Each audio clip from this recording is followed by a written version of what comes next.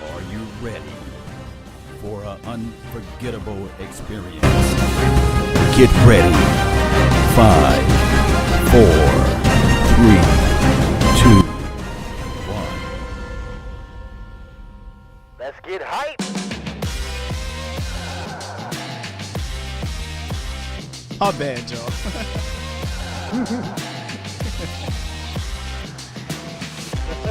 What's going on, Cowboys Nation? Welcome to another episode of the Late Night Hype. We got a special one for you. We got Bobby Belt of the Herd Podcast Network, an NFL network in the building, talk some Cowboys for us. But y'all know what we do before we get started. Let's party.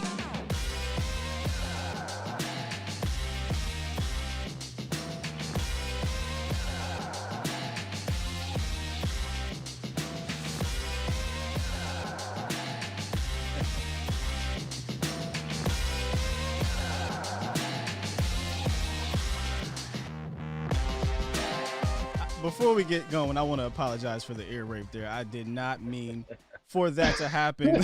He blew out eardrums on that one. I said, whoa. Hey, man, it's the late night hype. I got to wake him up a little bit, man. Got to wake him up. But, hey, man, we got a special guest in the building. Let's first introduce him, Bobby. What's going on, Bobby Belt? Oh, I'm getting by. How are y'all? Listen, bro. We're excited, ready for this season. You were sounding all happy to go. He said, "Oh, just getting by." Come on, Bobby. No, I said living the dream before. That's the pat answer, the like standard answer you get. Will either be getting by, living the dream, yeah, or it's usually those two. Those are my stock replies to how you doing. My coworker says living the dream every single day. Every day. I always say it. I just say it because that's what Will Ferrell says in Wedding Crashers to Owen Wilson when that girl from the funeral walks out of his house. He says, "I'm just living the dream." Meatloaf, ma. Hey, Bobby. As long as you didn't say, "How you doing, guys?" I'm okay. Oh yeah. How you doing, guys? Oh, no. I missed that a little bit. I missed it a little bit. Do you? Well, I don't. Hey, before we get into some questions about the Cowboys and leading up and all that good stuff, I first want to say congratulations on your guys' podcast with Jane Slater, Yes. Boys and Girl podcast. Check that out. They have some amazing guests on there.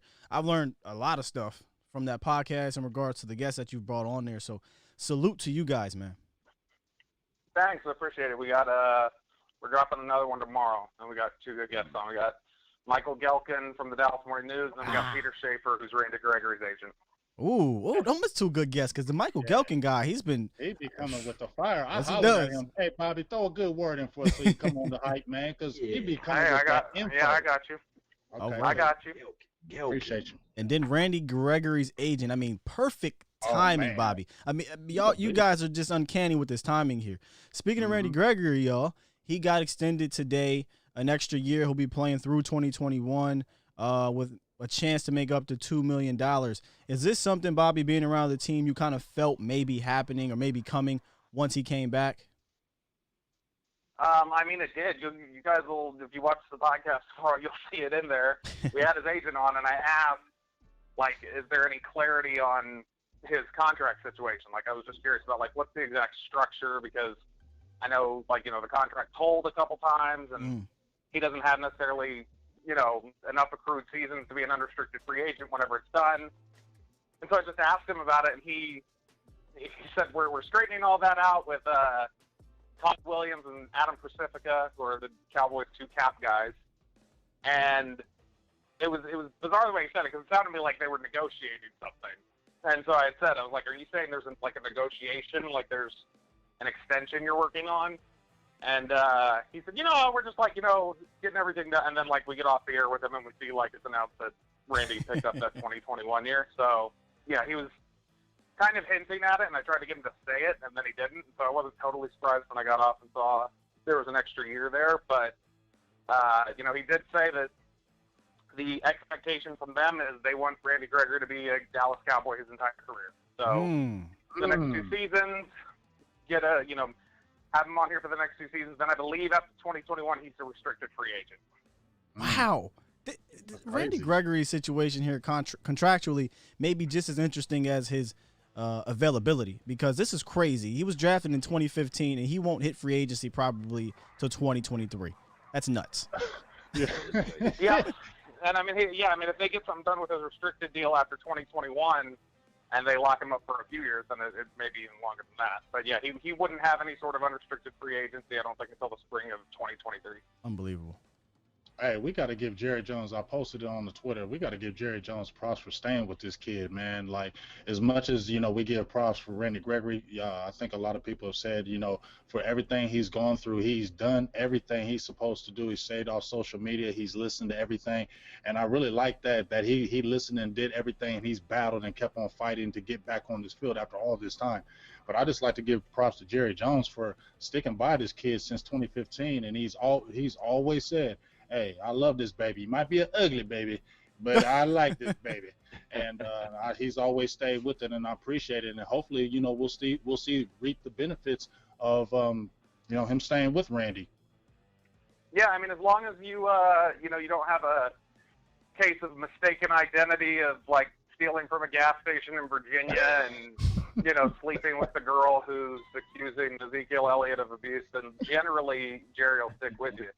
I mean, there are lines like that, but speaking of lucky, yeah, no, I think it's a testament.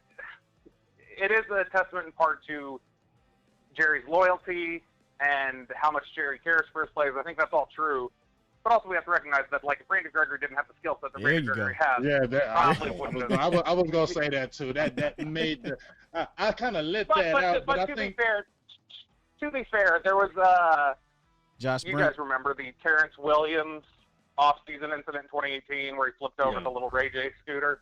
Yeah.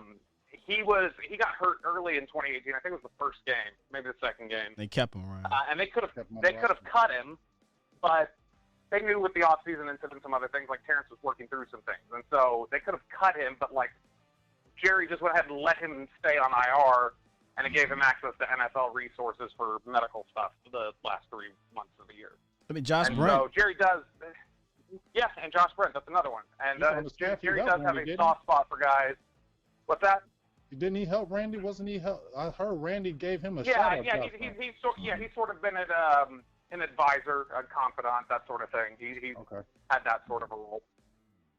Yeah, he helped out even people outside of the Cowboys organization. The coach went down there in Chicago. I mean, not Chicago, the Chargers coach. I heard he helped him out with some situations. Anthony Lynn. and so and he was with the Cowboys at the time, but that was he's always been wherever he can lend a helping hand, he does. He does have a very generous heart, and he wants to help people wherever possible. And as long as there's not any sort of super negative impact on his business and what he's doing. Like, for instance, with the Terrence Williams thing, it didn't hurt them to just keep him on injured reserve. Mm-hmm. And so Jerry wanted to do that. And so he does. He helps out where he can, and he'll even go the extra mile if, like I say, you can, long arm an offensive tackle and bend your ankles and dip under him. That damn bend. Well, I tell you, go ahead, Quaylo. Yeah, I was going to say, I got a little conspiracy situation going on with this. How much do Roger Goodell despise Jerry Jones? Because here's the situation. We know that Randy Gregory had his warts, but why not start this guy week 1? Why not allow this guy to go through training camp and practice? Why push him all the way to the latter part of October? And we see people like the Alton. We love that he's on his team, is not suspended. Or I think if Gordon is he suspended? Josh Gordon, will he be able to He'll play be back. week 1 or week 2? So what is that situation? I mean, I think that there was a lot that was going on at the league office this year with COVID, and more than that, there were some unforeseen circumstances, I think, with some of the personnel involved with Randy's case and involved at the NFL level, in terms of their availability and their part in the reinstatement process. And I think that's a big reason why a lot got slowed down in comparison to Alton, because I mean, I know some of the things that caused hang-ups occurred after Alton Smith left, or after Alton Smith was reinstated. And so I think, I mean, one example you can look at is, and this is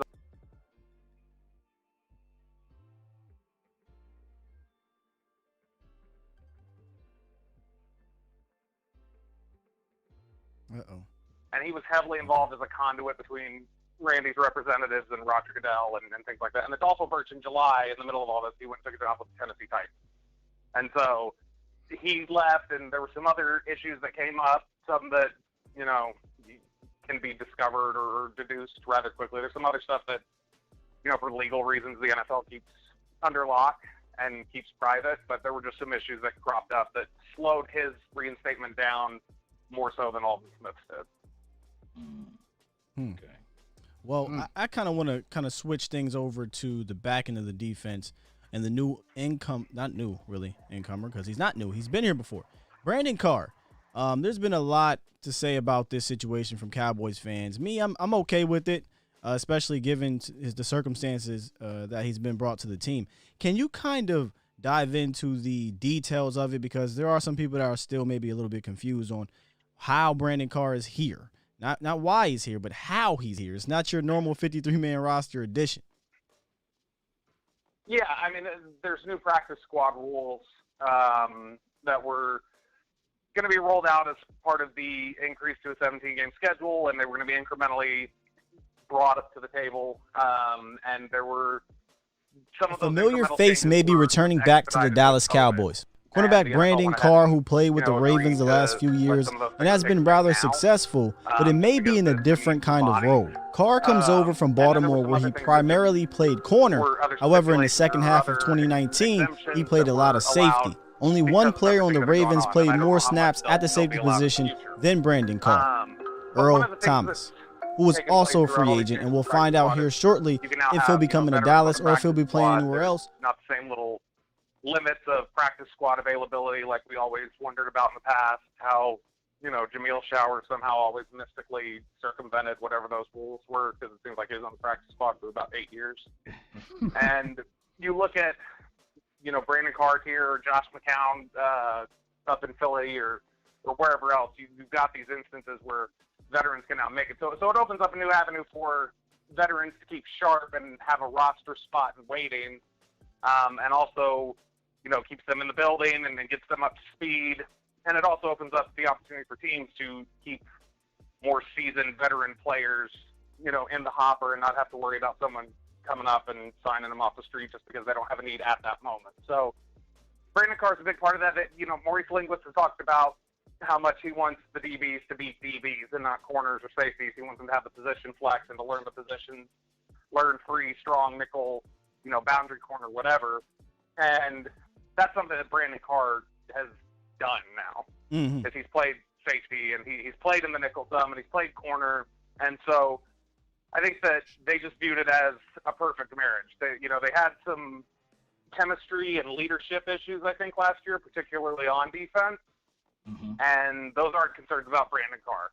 People know Brandon Carr. He's seen a lot of football. I think they view him as this is a great mentor to bring in, and it's somebody good to have in the hopper in the event that someone else goes down with how dinged up they are back there right now, and gives them a good opportunity to have a seasoned veteran who understands the game and understands what it means to be a Dallas Cowboy. I mean, nobody more admirably and calmly took the bullets of the fan base than Brandon Carr probably in 5 years, and he never let it shake him.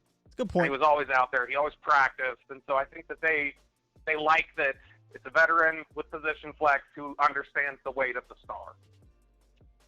Yeah, that's a good I point. remember when Brandon. That is good points. I just remember when Brandon Carr said he wasn't taking that pay cut. He said, "I ain't taking that $10 million," and he didn't do it. They didn't make him take that pay cut. And then the next year we saw it. But just like you said, Bobby, I'm not hating on the addition of Brandon Carr because he has been here. He was effective when he was here. Like you said, the leadership, mentor, all the good positive things. At the end of the day, I think the Cowboys still have a good team. And at the end of the day, we talked about their front seven. When you got a really good front seven, it makes that back end better. And I think that front seven is really going to do some protection to that. And even if they're not getting interceptions immediately, I believe that when you get in that pass rush, you keep on a blitzing, those turnovers come, and then I feel like they come in waves. Just like the last time we had it was 2014, but they come in waves.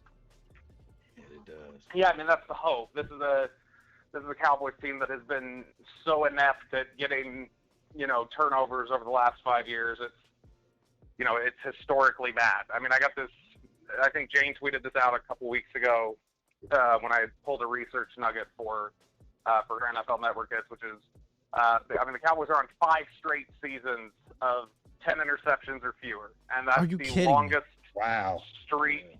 That's the longest streak in the NFL over the 100% sure. 10 interceptions or fewer each of the last 5 years. It's the longest streak in the NFL in 87 years. Damn. I could have sworn. Wow. That's crazy. That's sad, dude. That's very sad. That's atrocious. Yeah. Hopefully all of that stuff can change this coming weekend. Let me ask you this, Bobby. Brandon Carr, I think he would not be ready week 1, right? Oh, I would doubt it. I would doubt it, but I mean, I guess in theory they could ramp him up. He is a veteran. He might, but I mean, there are also some limitations on what the NFL has and the plans that the NFL has to ramp guys up to be game ready.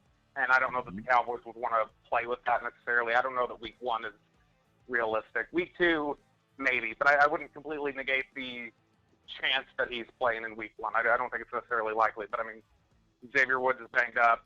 Jordan Lewis, I don't think is going to play. Cheeto has been banged up. He's back, but I mean, he's been banged up, and he hasn't shown exactly a, consistency in terms of being healthy during his career. And so then, I mean, you may be running out there with Darryl Worley, who's fine. I don't want to dog him, but Darryl Worley and Trayvon Diggs, who's a rookie.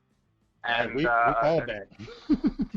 And so there are challenges there that could be exacerbated as the practice week goes on and forces your hand a little bit and has you pull up Brandon Carr, but I wouldn't think it's likely.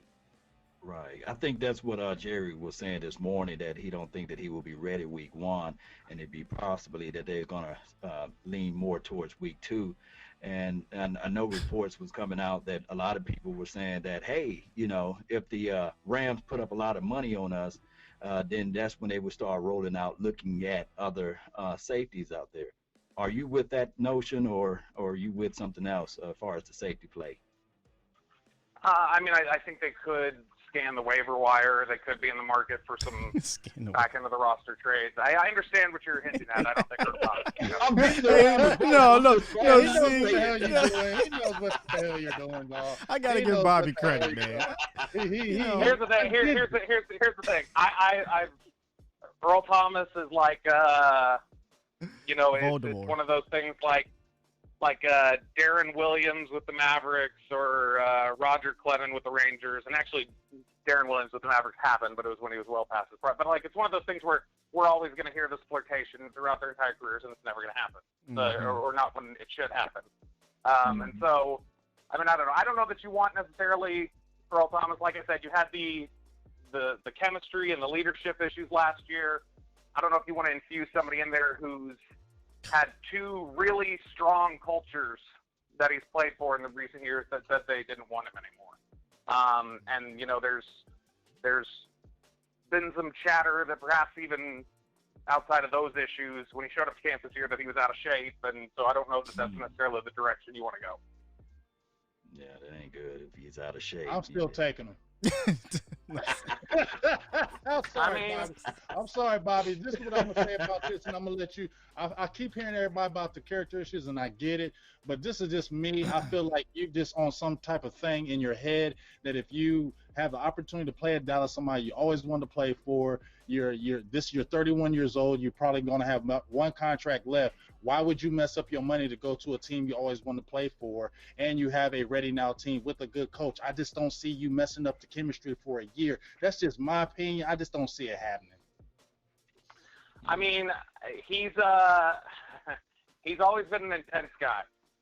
You talk to people behind the scenes, and he's an intense guy at practice and during game week. And you know, don't we like intensity? What's wrong with us having a nasty guy? Well, that's the thing. That's the thing. What's the language barrier here? Are we like restricted in language we can use? No. It's late night hype. Okay. All right. So I asked somebody after he got released from Baltimore that, well, what went wrong there? I thought, he was an intense guy or whatever, but like, could that have caused that many issues?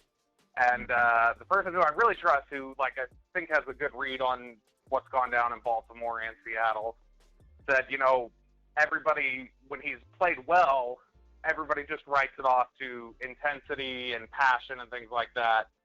But, as his play flips a little bit, you see it for what it is, which he's just a dick.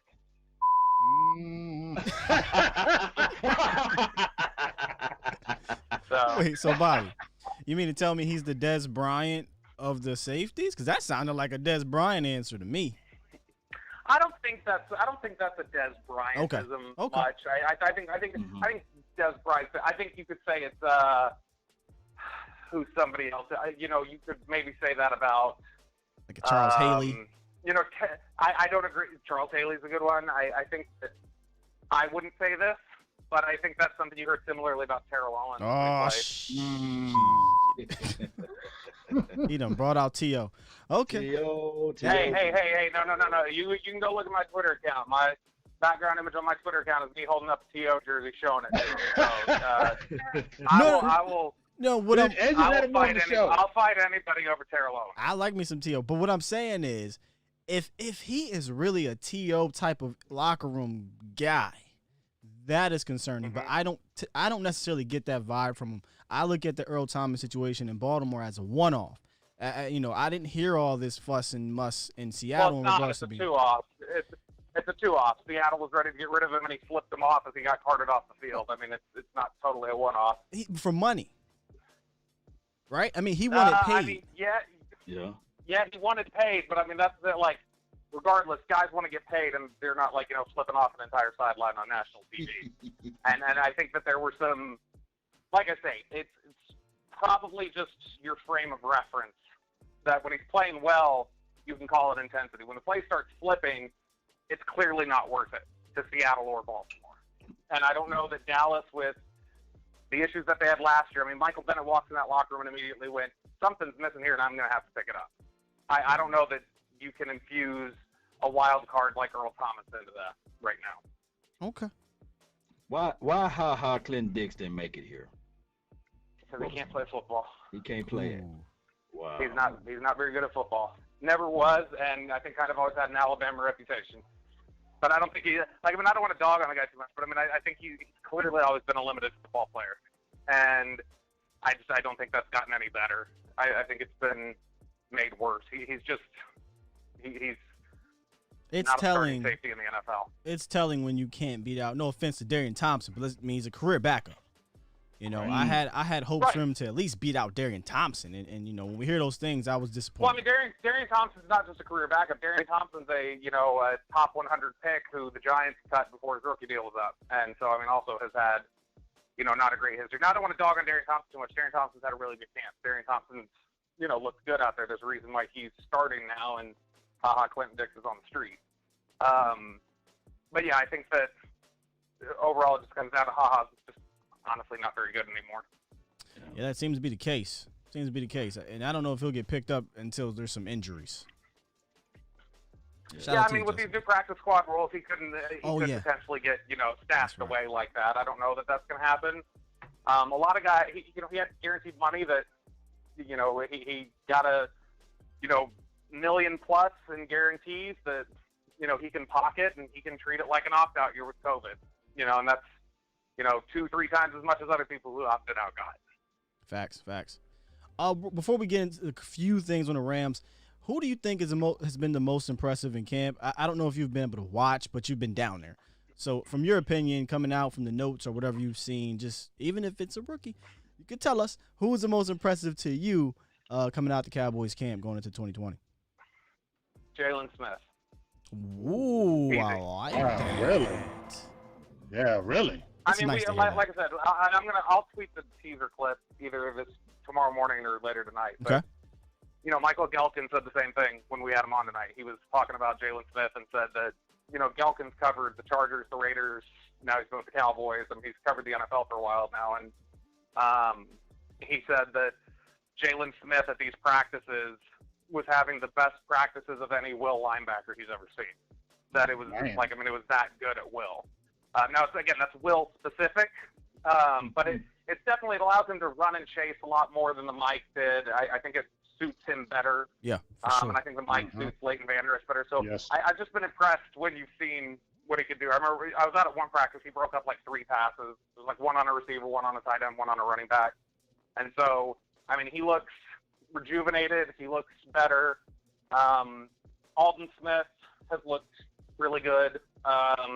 He's given Tyron Smith, I think, more problems when they've gone up against each other than other guys that I can remember have gone up against him in training camp.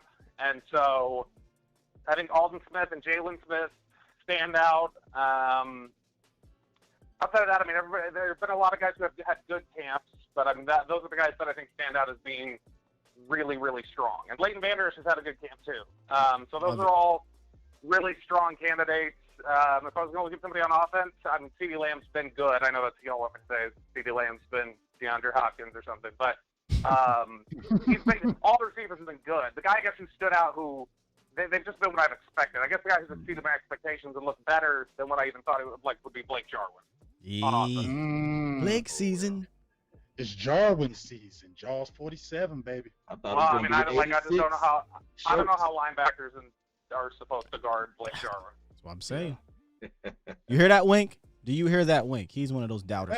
But, yeah, man, I just think Jarwin's going to have so many opportunities for mismatches because you can't possibly think about doubling him or what have you when you got to worry about Lamb and Cooper and Gallup and Zeke in the backfield and Dak running. It's just too much. Yeah, I mean, they're going to present a lot of issues for teams this year just with their personnel and the matchups they can do. Like, I mean, on offense and defense. I mean, if you've got Tony Pollard and Ezekiel Elliott who can go to the slot or be in the backfield, and you've got Blake Jarwin who can be in line or he can be in the slot or he can even stand out wide sometimes if you need him to, and you've got all 3 of your receivers, Gallup, Cooper, and Lamb, who can play outside or in the slot. Like, I mean, it allows you to do a lot of different things, to present when you walk up to the line, and then do some like exotic shifts before the ball is snapped, and really kind of screw with the personnel a little bit. Sort of like, I know everybody would think of the Rams, more like what the Saints have done when they're in peak form with like Kamara, and how they're able to like put him out wide and then like move Taysom Hill from receiver into the back, like just do kind of exotic things like that. And same thing on defense. You're going to be able to do a lot of really kooky things with, That front seven. Position flexibility stuff. I mean, the linebackers can play all 3 linebacker spots. They're turning all the corners and safeties to play the other position. The defensive ends can stand up and rush, or they can be hand on the ground, or some of them can play inside and on the edge. And the defensive tackles, a lot of times that they have, can kind of fan out and play the end. And so, I mean, everybody on defense can do a different job. And so it's going to make it difficult to you can sucker in, I think, teams' offenses a lot more, and this is nothing I've seen at practice. We're limited in what we're allowed to talk about specifically. Mm-hmm. But this is just a hypothetical that I'm talking about here, which is if you've got Awuzie and Worley and, Xavier Woods, who some in his rookie season played in the nickel, if you've got guys like that who can show as if they're playing single high, and then, you can blitz a corner and send the safety over to, like, at the snap of the ball, go over, play the nickel, and, you can rush a Leighton Vander Esch or Jalen Smith from the inside, and the, Randy Gregory that you're showing from the outside actually ends up dropping in coverage. I mean, you can just do a lot of things to really mess with the quarterback and put them in some bad positions. That sounds good. Hey, I got a quick question for you, Bobby. I'm sorry, Scott. You're cool. Get this out. One of my members, Gambino, asked, are we done looking at safety play? Is there any other safety that they would look at, or are we saying, okay, we're pretty good with Brandon Carr, we like Reggie Robinson, we like Donovan Wilson's there?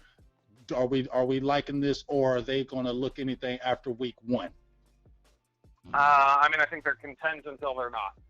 I think they'll be happy with it and, content with it until it goes out there and they see something they don't like. So, I mean, it sounds so cliche and like a political answer that Steven and them always give, but, they say, I don't remember the exact quote, but it's something like, roster inventory is 24/7, 365, or roster additions, or whatever it is. And so I think they really do believe that. They're just always kind of looking for an opportunity and constantly evaluating position groups. So I think they're content with what they have now, but they certainly could, adjust and change their mind within a week. All right. Appreciate you, Bob.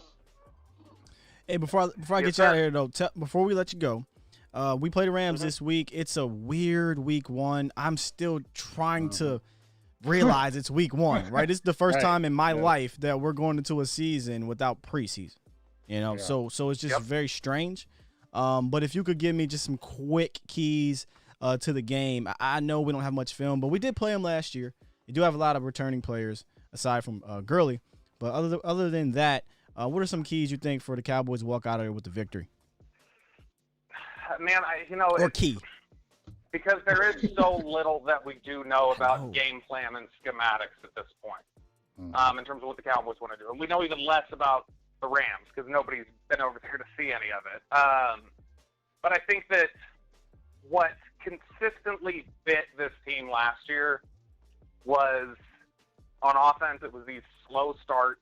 That was constantly, something that kind of ruined a lot of their game. I can't remember what it was. I think there were like 11 weeks of the season that had they just been tied at the end of the first quarter of every single game, then they would have been like 10-1. That they lost the first quarter so many times, and then they would win quarters 2 through 4 in like 10 out of their first 11 games. So if they just would have been 0-0 at the end of the first quarter, they would be 10-1. And so they had these notoriously slow starts. I think that's going to be a big factor that they can't. I would rather see them up at the end of the first quarter than even tied. Like, I just want to see some, get out ahead and then play your game from there. So that's the big thing for the offense. Just don't start slow and don't try and ground and pound it. Like, I'd really like to see them come out and try and do some aggressive things in the first quarter. Yeah, absolutely. Like, I mean, it didn't work because it bounced off his shoulder and was intercepted against Green Bay. But I'd like to think about the starts they had to the Green Bay game last year, where they came out and Dak was ripping throws and they got down the field quick, and then you had that Amari ball that bounced. But, I mean, they were in position to score in 4 plays on that opening drive against Green Bay. I'd like to see some aggressiveness like that from the offense. And then on the defense, I mean, last year it was all about, mixed up assignments and, over pursuit and almost a little too over aggressive at everything that they did. So, I'd just like to see some more discipline, particularly in like the screen game and the run game, and not put themselves in the types of bad positions that they did. But I mean, other than that, I think on paper, talent-wise, I think Dallas is a better team than the Rams. I agree. Yeah, we all agree. We ain't scared of no damn Jared Goff. No, we're not. Oh, man. All right, Bobby, dog. We appreciate you coming through, dog. I know you got to get going here soon.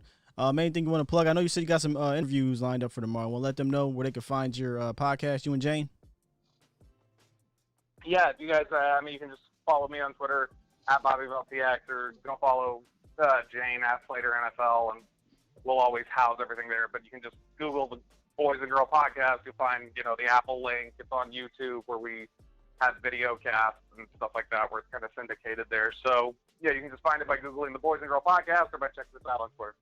Indeed, brother, indeed. Salutations, James Law.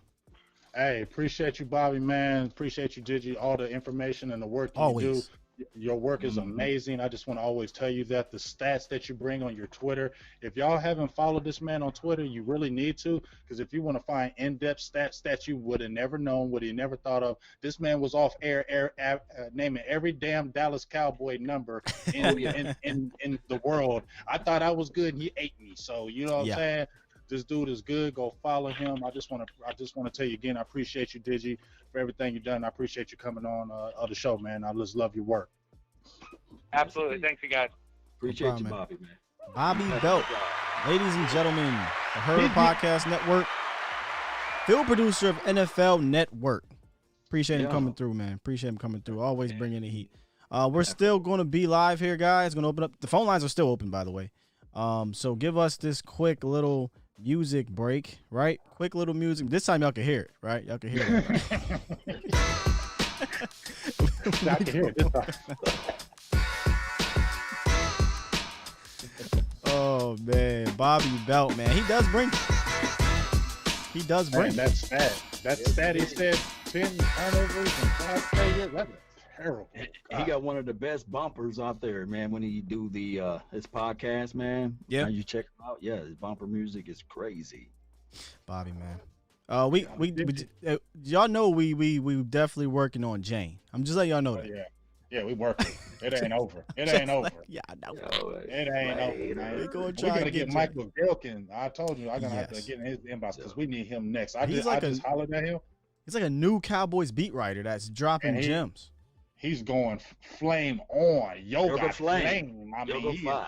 Yeah. I'm like every article I'm pushing per Michael Gilkin. Right. Facts. Oh man, let me give a shout out to the chat. They in here heavy, man. We almost at the 1K, almost total. So appreciate y'all rocking out, man. Donations are already flying up in here. We're gonna get this thing going, man. The phone lines are open. Let me bring up the phone line number back up here for you guys. As Law likes to say, the phone line for your mind. Here we go. For your mind. That Cowboys Network, brought to you by the Cowboys Network, right? So make sure you guys check him out.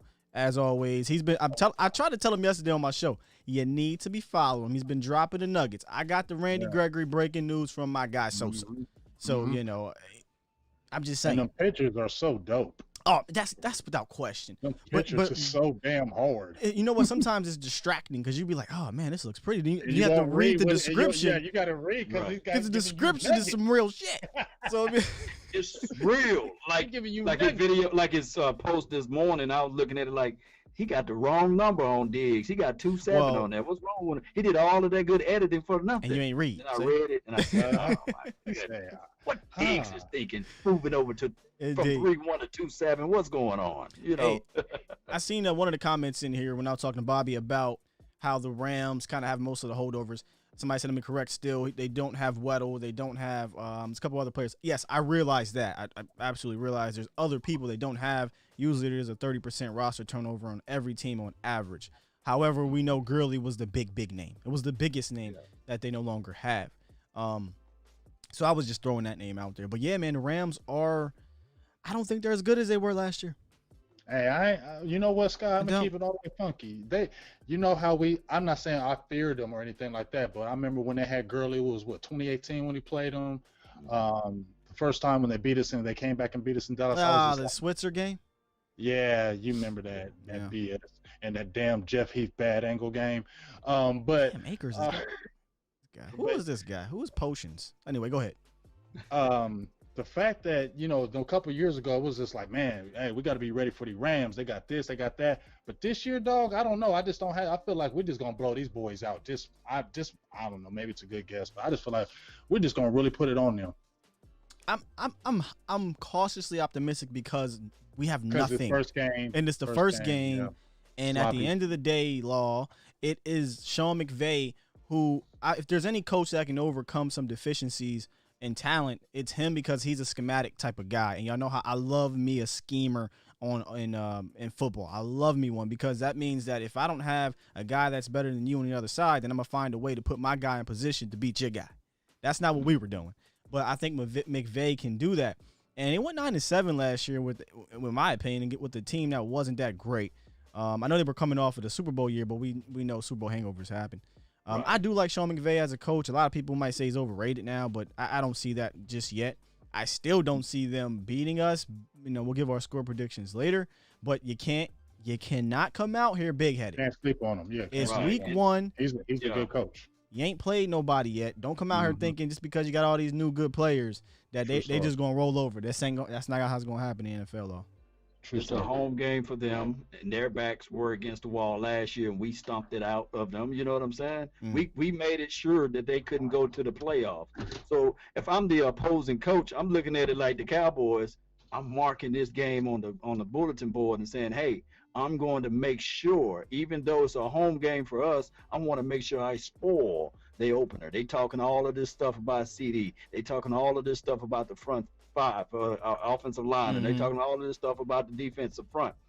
What we're going to do is we're going to punch them in the mouth. That's what I would say if I'm the opposing coach. So we'll figure this game out and see what they're going to do this Sunday. Hey, Willie. Willie Jenkins Jr. Let me tell you something, Willie Jenkins. Willie Jenkins Jr. Willie Jenkins Jr. Thank you for the $5 donation. But he says here, let me show you guys because this is wild. What'd he say, man? Hey everyone, you're hearing it from me first. They're getting Earl Thomas after week one. If I'm wrong, I'll rip my testes off. Come on, dog. Don't I will do that. repeat. If I'm wrong, I'll rip my testes off. I like your testes, bro. Well, let me tell you something, Willie Jenkins. You ain't the first one. I'm just gonna say that. You ain't the first one to talk about Earl Thomas after week one. But I like the call. I'm feeling more and more confident about that. I mentioned yesterday, there's a weird quiet before the storm feel, James and Law. It's just real weird. They keep asking Jerry. They keep asking Steven, and they not shutting that shit down. They just saying, well, this is the NFL. You're always going to keep looking, but we're just not going to talk about that right now. Every time I hear that, I keep thinking, Everson Griffin. But James, Stephen Jones said it. Stephen said, hey, we're not in the business of talking about that stuff no more. We're going to do it how we do with Everson Griffin. We liked how that felt. We liked that. We loved it. Y'all didn't even know what was coming, and just boom, Everson Griffin. Bow for your mind. You know what I mean? So I love keep being quiet, Steven. Shut the hell up. Keep being quiet. Keep us guessing. And I'm so cool with that. Jerry this morning was like, hey, they was doing the 105.3 to fan the interview with him, and they was asking him like, what about Earl Thomas? And it's kind of like, what is your favorite juice? And then all of a sudden he said, well, I like milk, So it's not even form of a juice. He deflected real quick.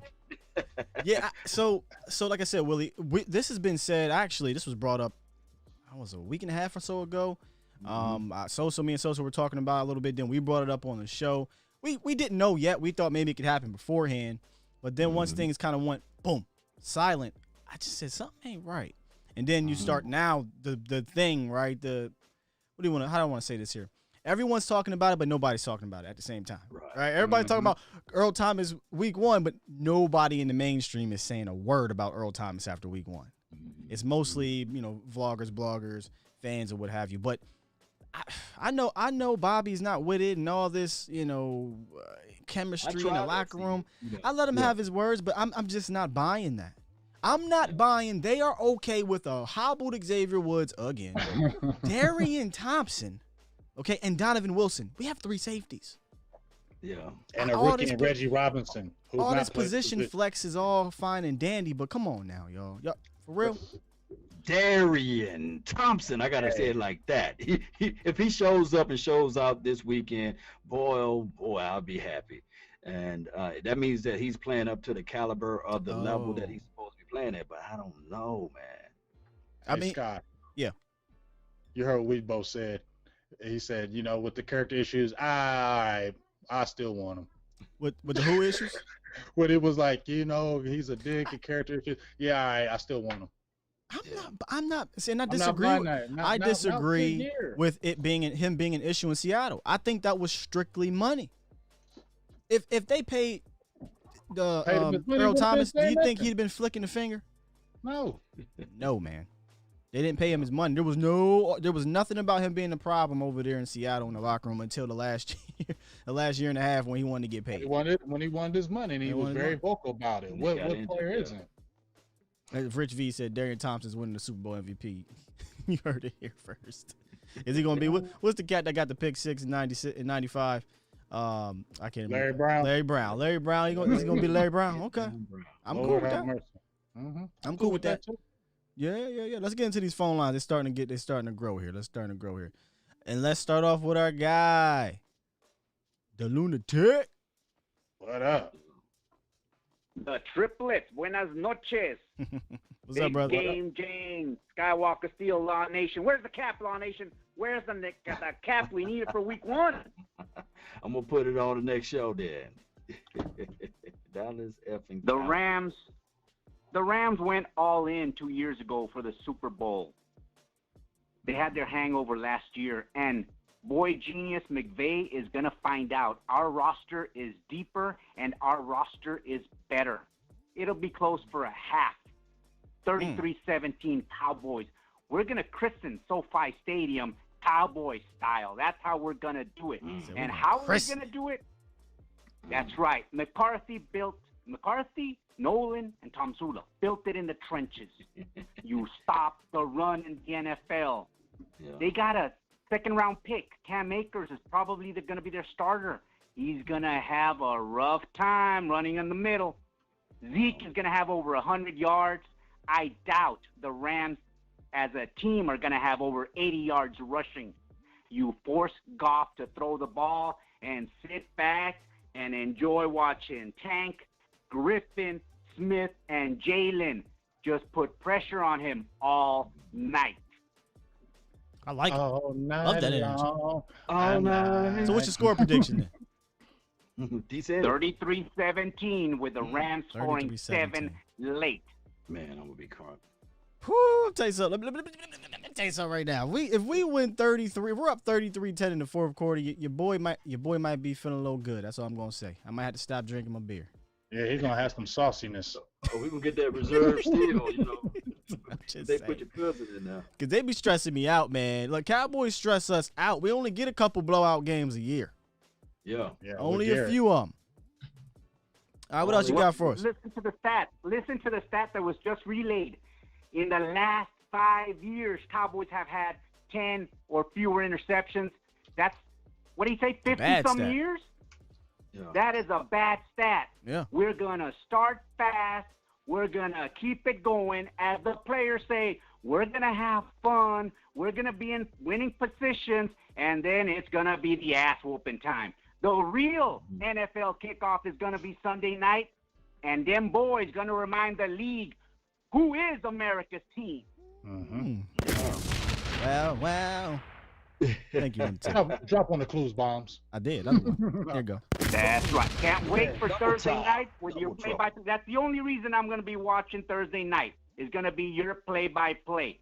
Yes. That's the only reason. And It's a plug right get there. me ready for Sunday, because Sunday Wait, we're all no, going to be saying, Sunday Puro night. pinche cowboy. Puro PJ Cowboy. Thank you, Lunatic. Appreciate you, brother. I knew that at once. Man, he always get me hyped, dog. Let's go. There you go. Let's go. Always get me hyped. He's so to the point. I said I take Bobby Belt over. Listen, y'all. Like he said, Thursday we're going to be doing the Chiefs versus the Texans game, and I am so pumped for that, man. So pumped for that. Mm-hmm. Me too. Damn, Von Miller's out for the season. Yeah, Whoa. yeah, that dropped. Whoa. That dropped, guys. Von Miller is out. I'm just praying. We got 3 more days of practice that we remain healthy, man. Because Damn. when you hear something like that from a guy like Von Miller, it makes nobody is invincible. Nobody said. Remember, I said these issues, soft tissue issues, was going to be the thing this year because of no preseason games. It's just no matter how much you train, these kind of things are going to happen, and I just hate to see it. What happened to him? It's an ankle thing. Ankle injury. Probably Achilles or something. Shout out to you, Tariq Salim. He says Earl Thomas is still pissed, the $5 donation, pissed off at Pete Carroll throwing the Super Bowl and not paying him his money. Yeah, he's probably pissed off Put at the Seattle. ball in the belly of the running back and just lean forward, man. Oh, my goodness. Lean forward. Give it to the beast mode. That's all he had to do. Shout out to Devin as well for joining the membership squad. Appreciate you, Devin. Yes, sir. Yeah, man. What was this? Cowboys. Rio said Cowboys 38, Rams 10. We got a lot of blowouts. Y'all real confident. I'm telling you, man. Like, I'm not trying to jump out there be so confident. Like, I'm just smelling. Oh, we just gonna dominate everybody. But I just feel like you mentioned this guy just going over the Rams roster again this year, and I definitely agree with you with Coach McVay. I think he's a good coach, and I think he's going to be a good coach for years to come. But I just feel like we are just more talented. I feel like we have an edge. I feel like the team has the edge, and I feel like maybe hopefully we don't have that slow start that Bobby was talking about. Hopefully we can jump out the gates. But I just feel like we're going to overtake them rather quickly around the second quarter, maybe mid-second quarter. I feel like we're really going to start putting that pressure on them. And one thing I know about Jared Goff, when he starts getting pressure, he starts giving up that ball. He starts throwing an interception. Yeah. So we get him off the boat. I feel like he could have a high turnover game, man. So you talking about the pressure, and it's something I wanted to touch on while we seen the things of what to watch for. And I think it's that offensive line. I said it yesterday. That offensive line for the Rams is not good, guys. This isn't the offensive line from 2000 and what was it? 17 is when we went to Super Bowl? 2018. 2018 or 2017, one of those years. I think it was 2018. They had a really damn good offensive line, 17 and 18. That offensive line took a huge, huge hit. Whitworth is the only one really worthy of anything, and he's getting up there. He's old. He's getting really up there in age, man. But the rest of that line performed very poorly last year. Havenstein has taken a step back. He was decent a couple years ago. The interior is just not good at all. And I think that could spell trouble for the Rams offense. And honestly, I think that's where the game is going to be won. I don't think the game is necessarily going to be won offensively, and this is what I mean, guys. I think our offense is going to do what it does, and that's score. I think it's going to score. I don't think the Rams defense is good enough to just shut us down for 4 quarters. So it's going to be a matter of, can our defense stop the Rams offense from keeping up with us, if that makes sense. It does make a lot of sense, but I'm going to say this right now, and everybody can hear me. They're going to have 11 people on the field. We're going to have 11 people on the field. We're going to whoop some tail, and we ain't going to be sitting back here saying 3 weeks from now, 4 weeks from now, it's because the offensive line. It's because the Cowboys have not played anybody. I'm tired of that. We play teams that's on our schedule. That's all we can go against. So when we get out there and we start whooping tail out there, I don't want to hear 6 weeks from now, oh, they played the Rams. They didn't have nobody. I don't want to hear that. I don't want to hear they played the Atlanta Falcons. Well, the Rams are healthy, so I'm not hearing nothing. They may not be that great, but they're healthy right now. But that was the storyline last year. Yeah. We can't beat nobody above 500, not knowing that that's what their record going to be 3 weeks from now, or 4 weeks from now. So all I want to say is that they got their team, we got ours, and we're going to be victorious. That's all I'm saying. Hey, somebody here had something I want to bring out. Proud King said our line could be a worry as well. It could be. However, I'm really trying to tell you, Proud King, the Rams' offensive line is not good. Like there's not a Whitworth. We say Whitworth, but Whitworth isn't even that good anymore. Yeah, he's like, you know what I'm saying? At least we got Tyron, we got Zach. You can say what you want to say about Connor Williams, but Connor Williams didn't perform bad against the Rams.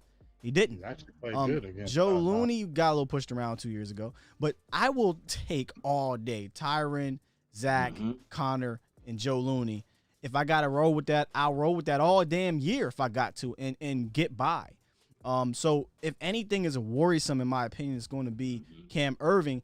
And I keep saying this because I truly believe this. Mike McCarthy is here, in my opinion, to make up for where you are deficient. And we're deficient on the right side. So I need you to coach that up. I need you to scheme, slide protection over, call plays to the left. You don't always got to go to Cam Irving's side. You know what I mean? So just coach around it. Yeah. Hey, that's why. Go ahead, Law. My bad. Oh no! I was gonna say, do you activate 4 tight ends or do you leave 3? No, we're not. 3. Who am I taking off? Taking the young rookie. What are you talking about? I'm saying off my 46 or whatever.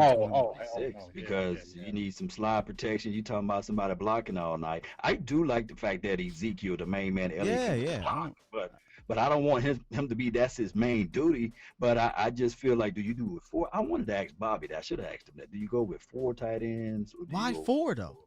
Just keep just use Blake Bell. Just use the Bell dozer.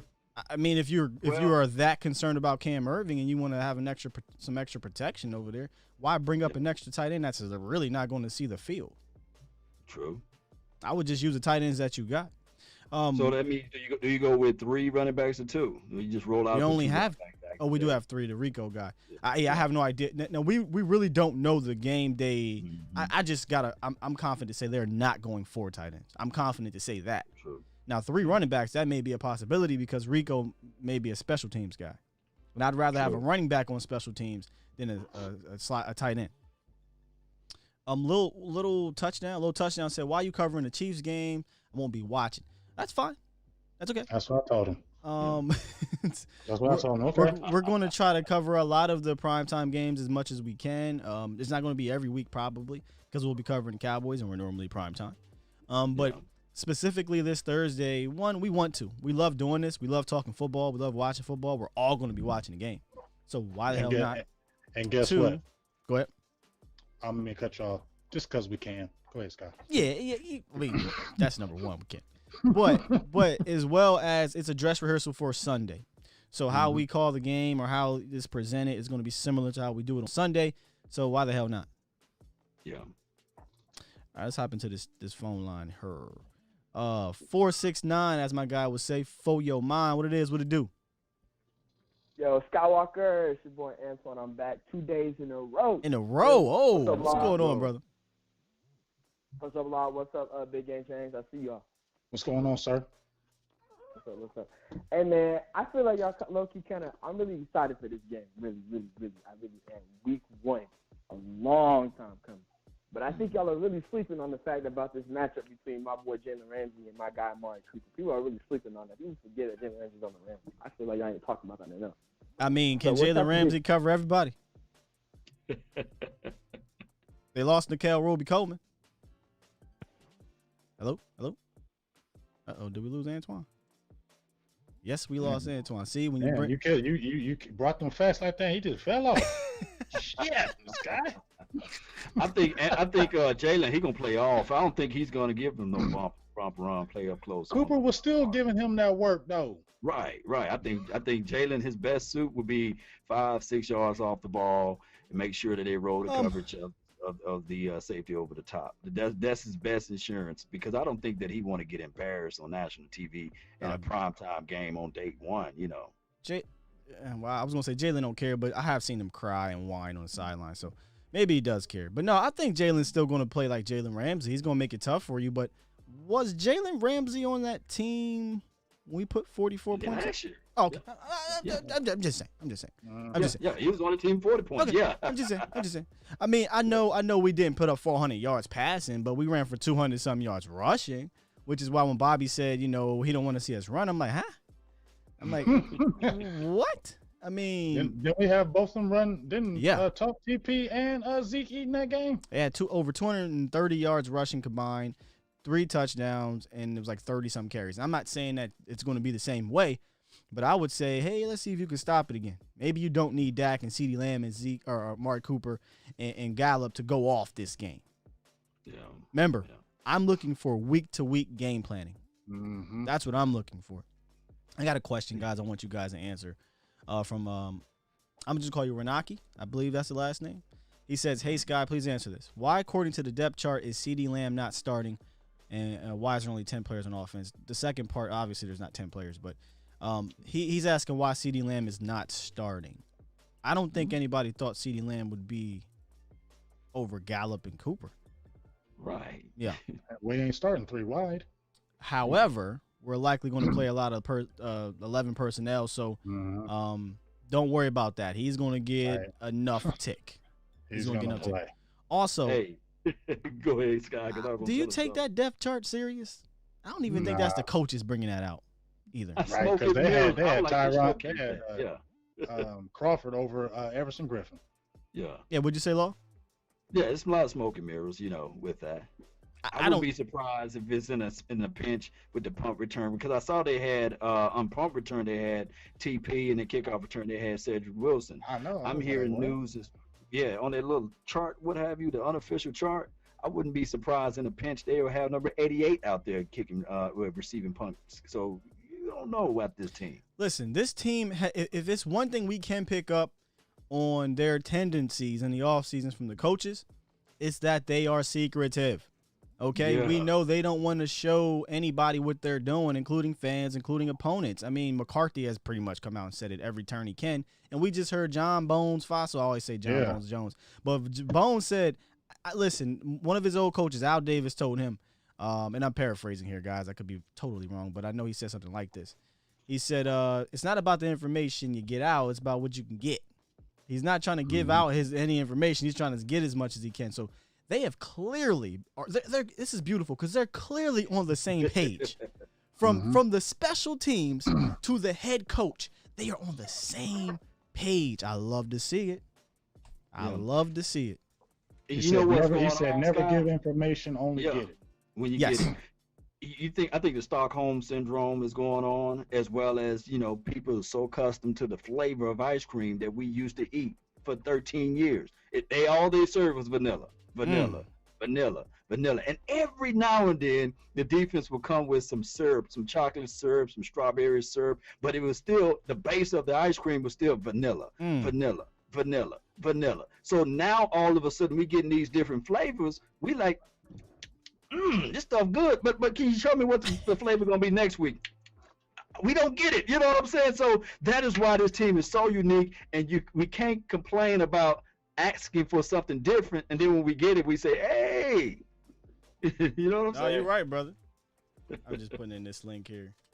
All right, let's get, where were we at here? Oh, where'd you go? I was about to bring you in here. I don't know where you went, brother. Vanilla.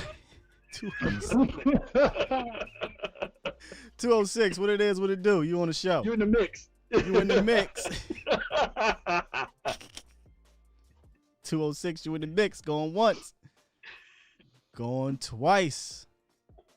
Sold to 9. Up 206, you there? Uh-oh. Going once. Going twice again. Sold. You're removed. We're going to go 973 as soon as I get you. 973, what's up, 973? Yo, this your boy Hulk. What's up, guys? Hey. What up, Hulk? Smash. Hulk. Smash. Here you go, bro. I got you, man. Gauntlet. What's going on, guys? Just wanted to call in and say I love talking to you guys. I miss you guys. Haven't called in a while, but, I've been going through some things. But just wanted you to know I've been here. I've been listening. Appreciate I've been you, loving all the shows. Quick question, though. I don't know if you guys went over it yet, but what do you really feel about Tristan Hill winning the starting job? I love it, Hawk. Love it. Look, Hawk, I'm trying to tell you something about, Tristan Hill might be my favorite story coming out of camp, because if you go back and watch my State of the Unit, y'all, I was like, man, I don't know about Tristan. He's on the fringe. I don't know if they're going to keep him. I was nervous for Tristan. I really was. But to hear everybody talk about his progression mentally, listen, I'm really trying to be calm about Tristan.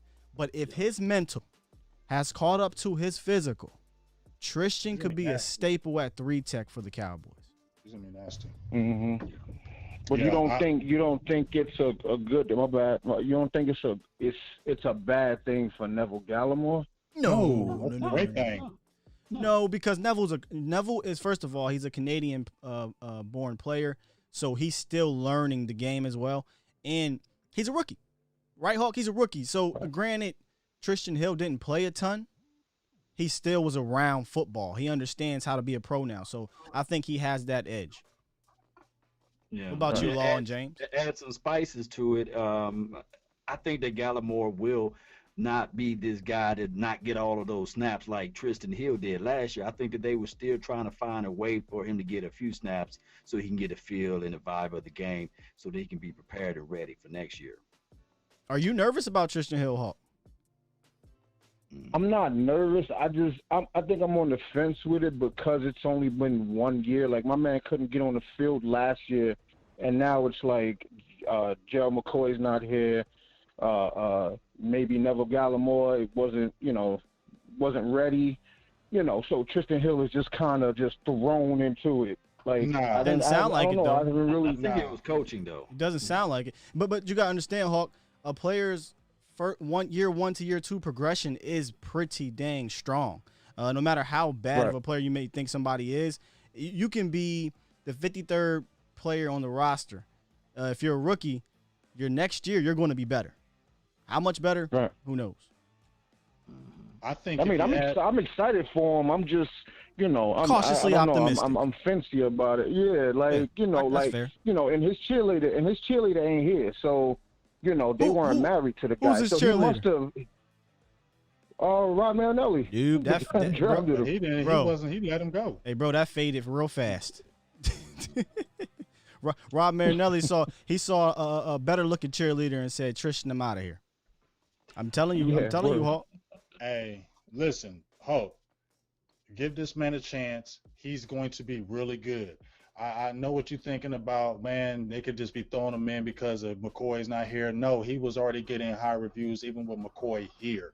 And I really, like you said, I think that the staff, forget that staff last year. And like we've all been talking, it's never been the talent. You just seen a few of those highlights on what Scott was just showing you with the Bills, with the Bears. When he came in and he was in there in his short amount of time, he made plays. Look at the staff, what the staff would do to him. Every time he would get in the game and make some good plays, they would take him right back out the game. That was Marinelli's staple. You can't get in a groove when every time you start making a play, your coach takes you out and puts somebody else in. Now I feel like he came in with a clean slate. Nobody was talking. Nobody said anything about him, but he was just doing work. And my guy Brandon Tucker, who trained him, who said last year, he said, man, we didn't know about him. He said, but once I got my hands on him, this kid is the truth. He has talent, and he has grown up. So we want this, Hope. We want him for the future because I'm telling you, in my opinion, he's going to be a very, very, very dynamic 3-tech. You just wait and see. Ooh, that's a bold prediction right there. I like Tristan Hill. He was my pick last year. I picked him at the draft, and I'm staying with him. I think he's going to be a very good player for us. He wasn't no pick in the second round, though. No, he was my pick last year. Yes, he was on the mock draft. I did that live. You wanted him in the second round. I picked him. Okay. Oh, wow. Go check the tape. Look, he getting mad. He getting real mad. Tape don't lie. Hey, Hawk, look at this film of Tristan Hill versus Miami Dolphins. Look up that film on Tristan Hill, how he got in the backfield. Yeah, he ain't scared of him. He ain't never scared. But look up that film on Tristan Hill on Miami Dolphins. He got in the backfield pretty decently there, but they just didn't really keep him on the game, multiple games. So it's crazy. All right, boys. Well, I'll let somebody else on the line. I love you guys. Thanks, man. Late too, bro. Much love. All right, talk to you later. Bye. Yeah. I'm excited to see Tristan. Now, why you out the picture on this one? I'm excited to see Tristan. Let me fix you up here, because I think he has the talent. It just was all about being, mentally stable. And if he's mentally stable now and more mature, we could have a really good player on our hands. Now, I have to see it first, right? But everything I'm hearing, Stephen Jones, Simon Crawford, Mike Nolan, Jim Tom Sula, Mike McCarthy, these are encouraging things. And again, we heard nothing about this kind of Tristan Hill last year. It was the exact opposite. So I like what I'm hearing. But hey, I'm gonna tell you guys again. I love some Warren Thornhill though. So we go ahead. That's James. That's all good, but I want a big man in the middle. James, Big boy. Are you serious right now, fam? I know Juan Thornhill. Yeah. Now Tristan in the third. We could pretend. Who was our third round pick last year? Having a blank right now. Oh my goodness. McGovern. Dog, we probably could have had Juan and Tristan. Probably. I seen somebody say he wouldn't have made it down there, but I've seen Tristan Hill, due to his lack of experience in college and his maturity issues. So a lot of people have him in the third, fourth round. True. Not because he ain't a good player, but because he just wasn't all the way there. So it's, as much as I hope Tristan proves me wrong, but till this day, like right now, until I see it, I definitely would have rather had Juan. Because we wouldn't be talking about Earl Thomas right now. Right? We wouldn't have been talking about Earl Thomas. I still want Earl Thomas. I still want him too. I I'm just. don't give a hell what they say. You can be a dick. Be a dick. I don't care. I don't care. You be all right.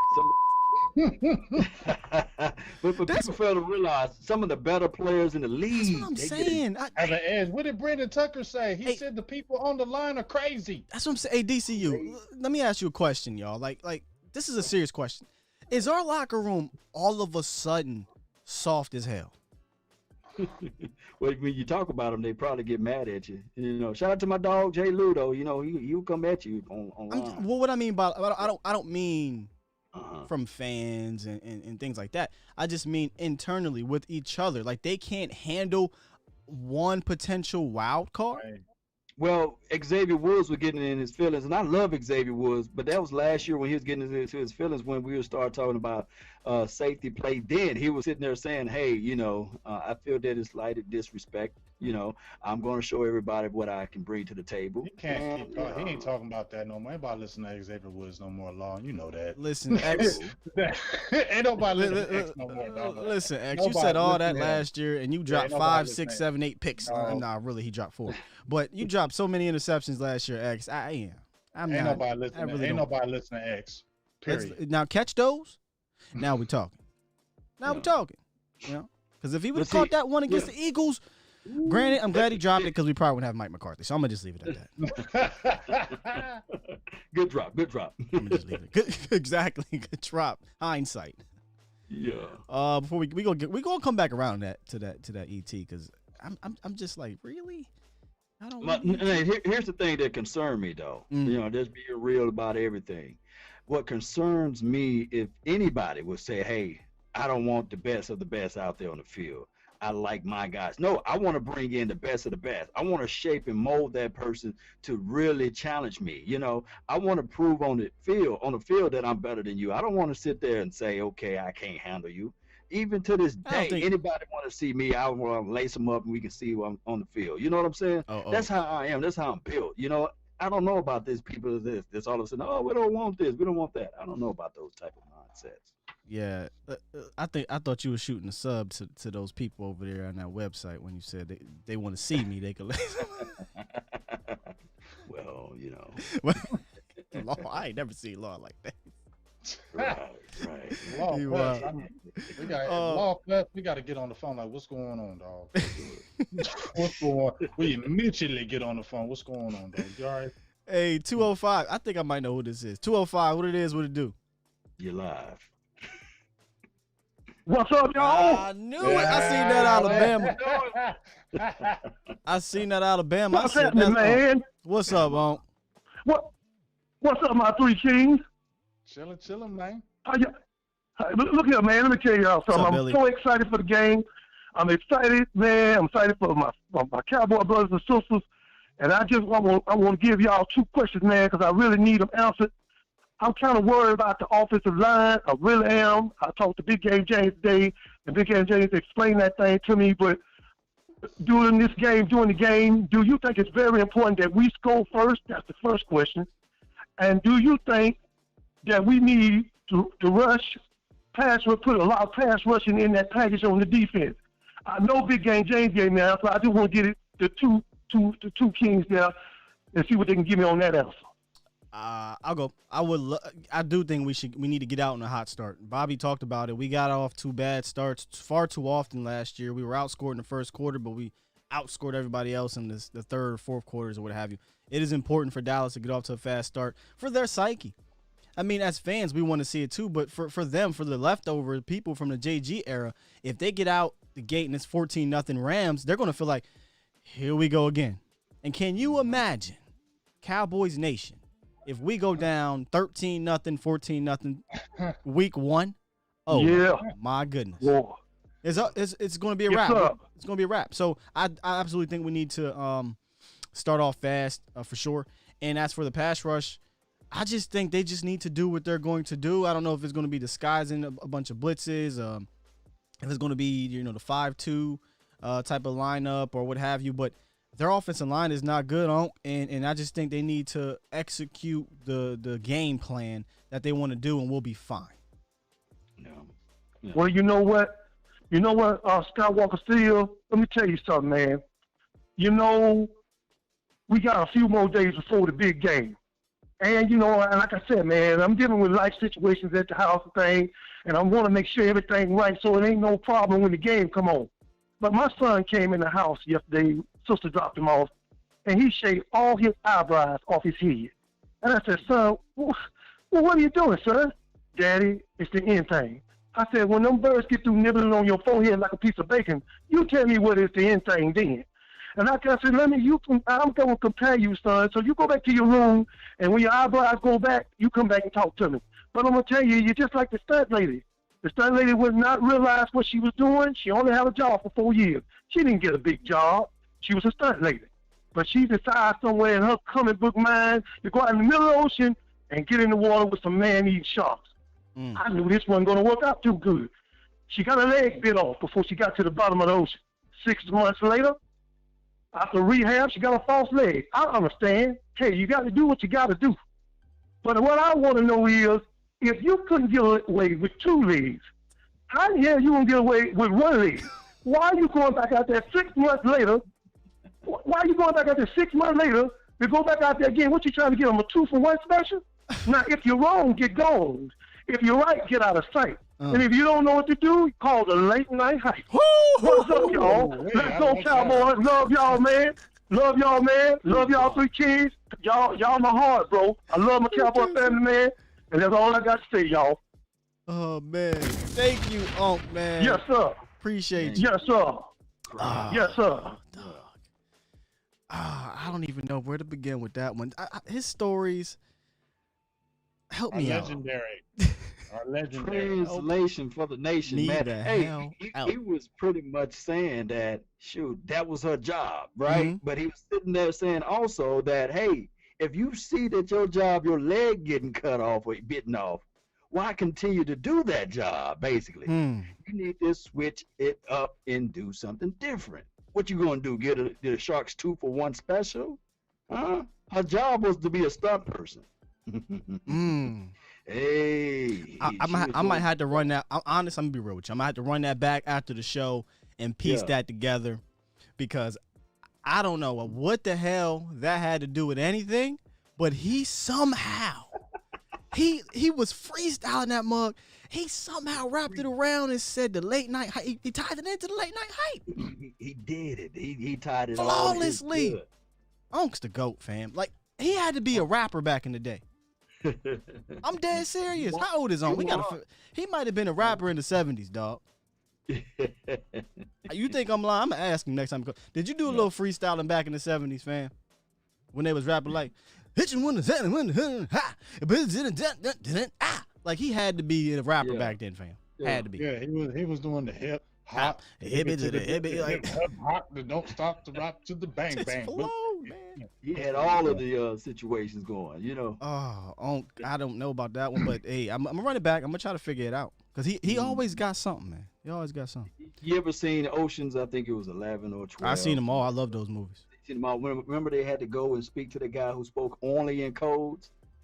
Remember that episode? Well, that particular show. Oh, so I seen them. I seen the newer movies with Pitt and George Clooney in them. Yeah. George Clooney and the other guy. You know, he spoke in codes. That's what he just did. We love you, Unc. Whew. Oh yeah, definitely do. But man, I be trying to keep up. Sometimes that was a rough one. That one was hard. Most of them they really kind of come around. 512. What's up, 512? Yeah. Oh, shit. Y'all know what time it is. Hey, listen, go hit the cue. You know what time it is. Oh, y'all gonna slide on this live stream without hearing some fly blue fly. Absolutely not, fellas.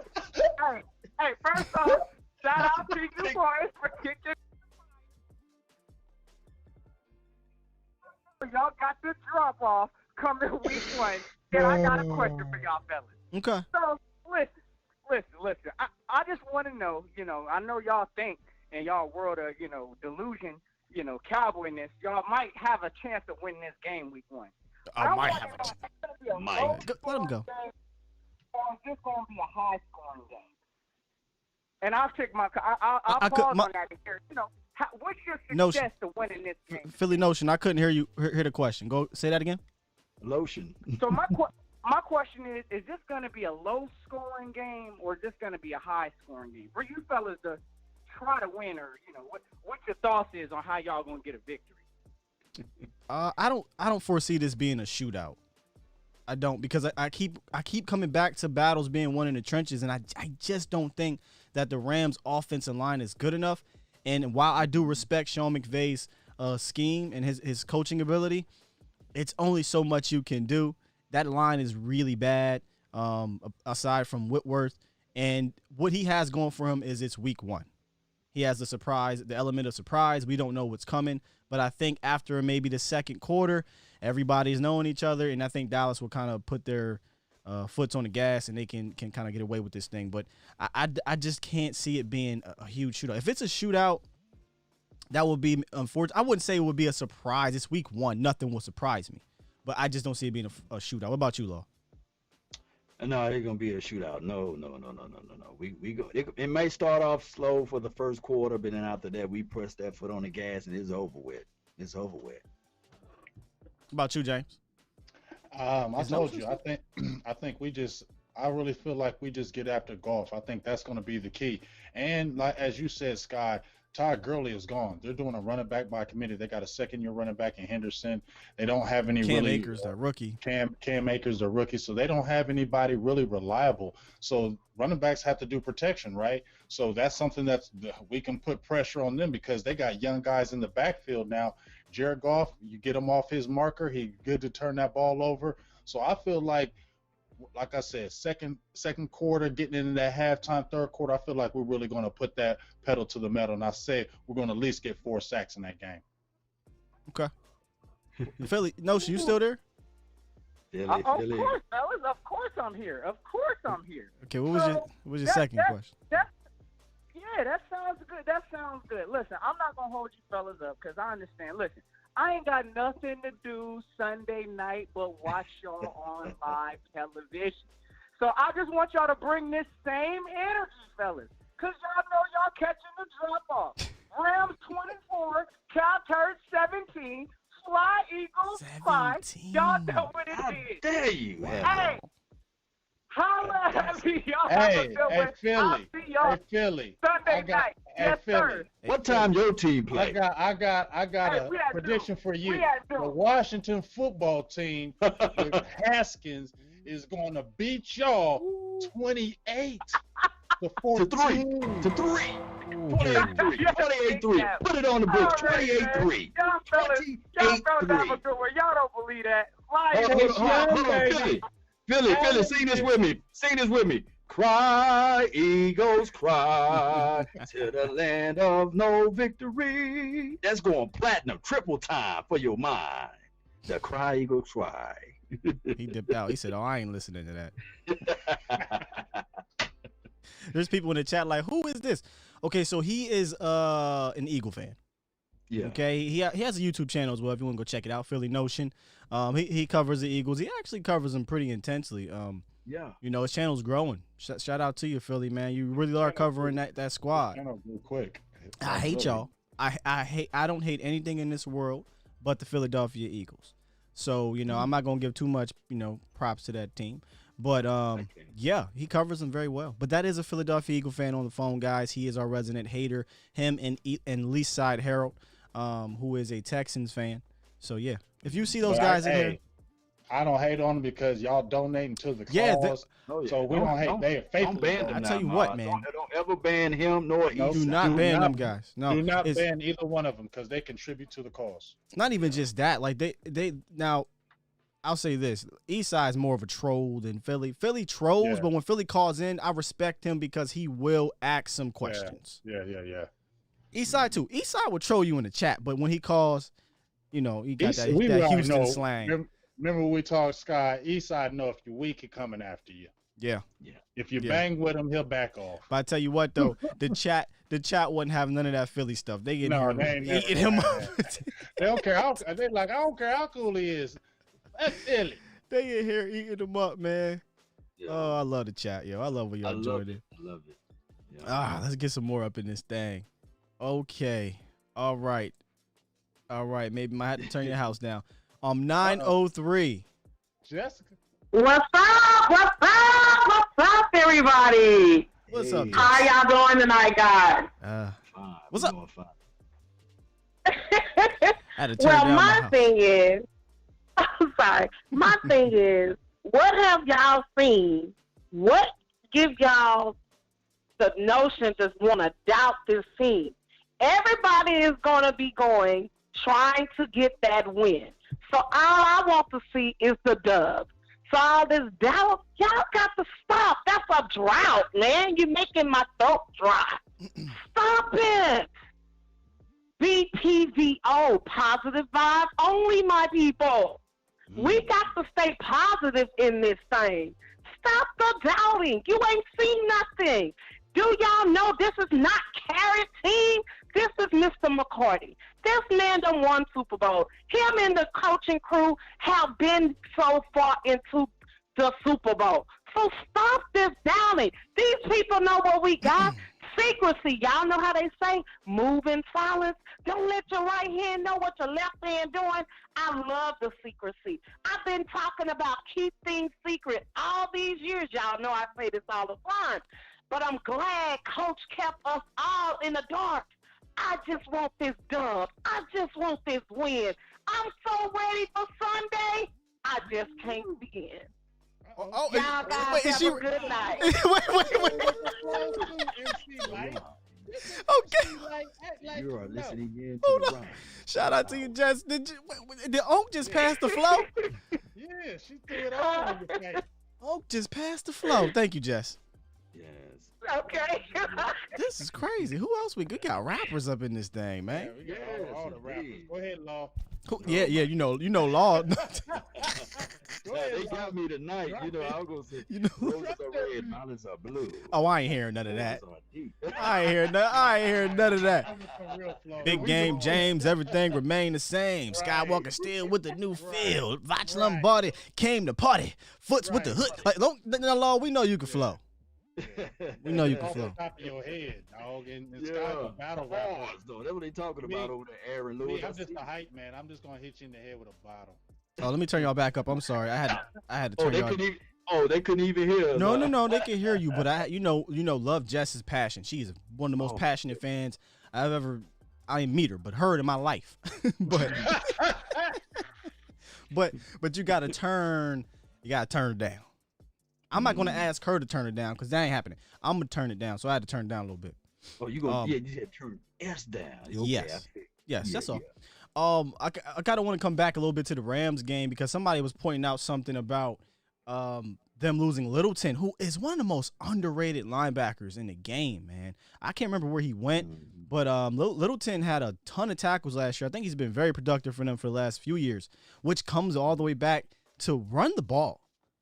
They didn't run the ball. I don't think they have a front seven to stop us from running the ball, y'all. I mean, Aaron Donald played on that team. We rushed for 200 and some yards. Love Aaron Donald. We went almost 2 hours and bring up Aaron Donald. But I don't think Aaron Donald alone is going to wreck your running game by himself. Wade Phillips is one of the best defensive coordinators in the history of football. He's not on that team anymore. If it was one person I have confidence in to possibly scheme up something on defense, it's Wade.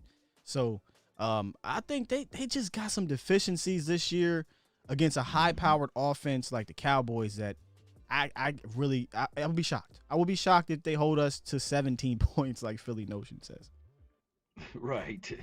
Ain't nobody believing that. I know an Eagle fan, but yeah. Yeah.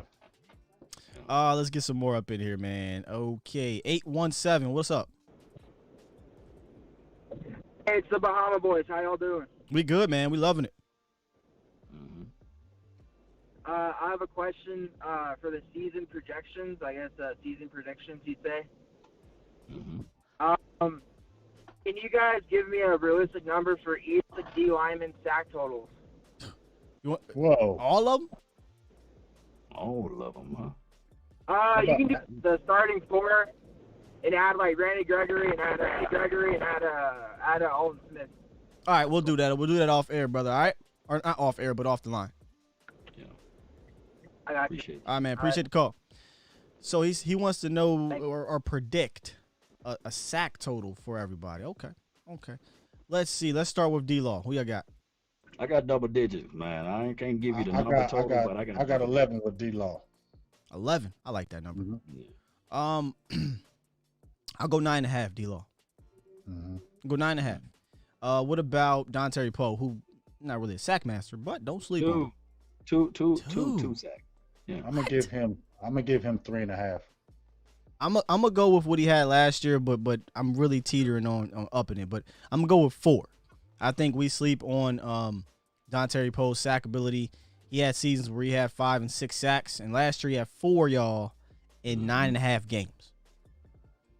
4 in 9.5 games without playing next to D-Law and Everson Griffin and Alton Smith coming in there. So I'm gonna go 4.5 ish around that area. So then we'll go Everson Griffin.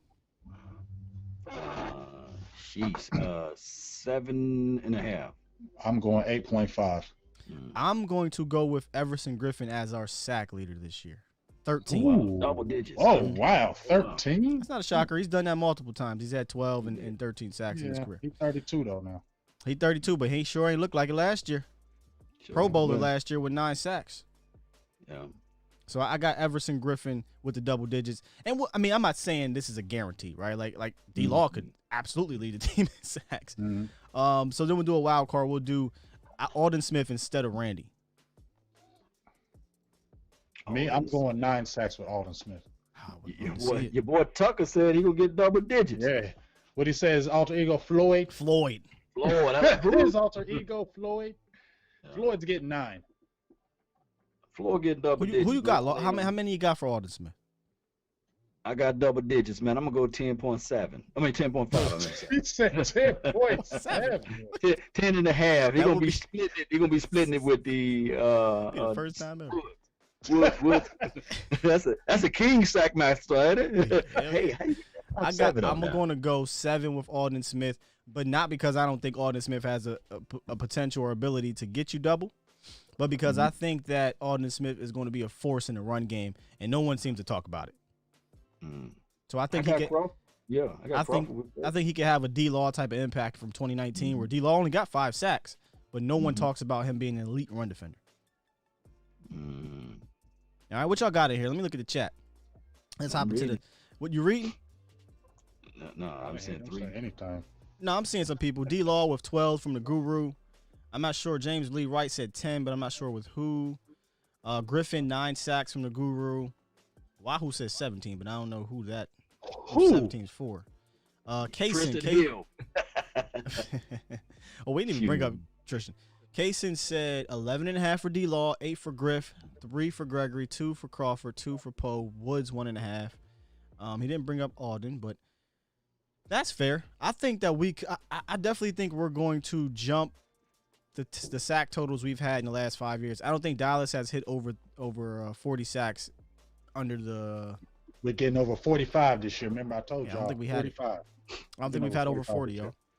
Big Josh said T. Hill, 6 sacks. See, that's the one I want to see. Tristan Hill, because he can be a pass rush demon, but I don't know how often we're going to play him at the 3-tech position. But it all depends on that front. It all depends how we do the alignment. If he do his job, he's gonna have tons of one-on-one. So King dropped a good one here. I'm not saying it's going to happen, but I forgot about Jalen. King says 8 sacks for Jalen. I'm giving Jalen 5. I like that. Wow, J Farm with the nugget. J Farm said last time we had over 40 sacks was in 2009. We had 63, and guess what? We were one of the top 2 defenses in the NFC that year. That's when we were talking about having. Remember, that's the line that we were talking about. That remember, we were talking about Ratliff and Ware and Spencer, all them guys.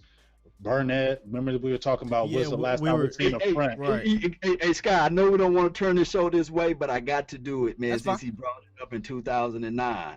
Hey, I was telling everybody, yes, that front 4 makes up a good situation for your team. It puts good makeup on your team, but when you get into the playoffs, man, oh man, your secondary, if they don't have the experience, if they're not ready, they're going to get figured out.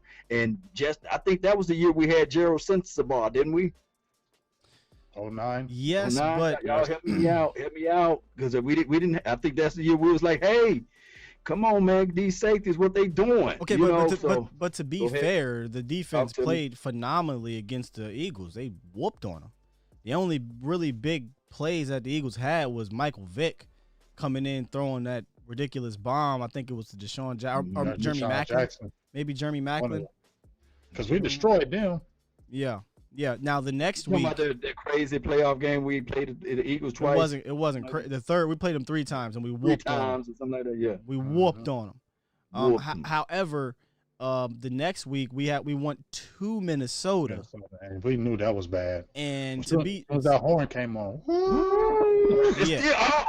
you did something to me, man. I still have nightmares over that horn. Yeah, but wait, because I don't think it was a secondary. Like your secondary was why you lost that game. It was our offensive line and Doug. I just think your offense could not do a damn thing to help out the defense, and then that was the year that Brett Favre, Brett Favre was playing like an MVP. And Jared Sensabaugh couldn't turn his head around to the ball. He was like, "Where's the ball?" But again, though, you could say Jared Sensabaugh couldn't turn his head around, but Jared Sensabaugh wasn't a problem the week before. We're going up against an MVP. You're going up against an explosive offense. Your defense isn't going to be able to stop them all the time. So your offense needs to be able to score, so your defense can be opportunistic. Again, I'm not trying to take blame away from the D. The D didn't play great, but the offense scored 9 points, though. I think might not even have been that. It was a blowout. We stayed close in the game until the halftime, and Dallas was playing like trash, and they were still in it at halftime. And the offense couldn't get nothing going. Couldn't do nothing. Couldn't get nothing going, man. Jared Allen was licking them chops against Doug Free. No. That was the game that made Doug Free shift over to right tackle. And they drafted Tyron Smith. No, but you're not hearing me. Doug Free played well as a backup that year. It was Mark Colombo that got owned. That was the last of Mark Colombo because he came back. Remember, Doug Free came in to for who was it? Yeah, but wasn't Doug Free our left tackle, and Jared Allen was eating him up that game? He was our Jared left tackle. Allen was just to the right. I'm telling you, Mark Colombo got whooped. The whole offensive line was getting beat, but Mark Colombo, that was it for Mark. You know what I'm saying? If I'm not mistaken, y'all can correct me if I'm wrong down there. But Mark Colombo, I believe that was the last we saw of Mark Colombo, and they moved Doug to right. And then it wasn't even the next year. That wasn't Tyron. Tyron was 2011, if I'm not mistaken, right? We drafted Tyron in 2011. Let's see. I think 2009, 2010 or something. We might have still had Flo. I don't know. Because I remember after that game, they switched Doug Free from that left and went to the right, and they got Tyron because he was trapped. Because I think we still have Flozell. Let me just see real quick.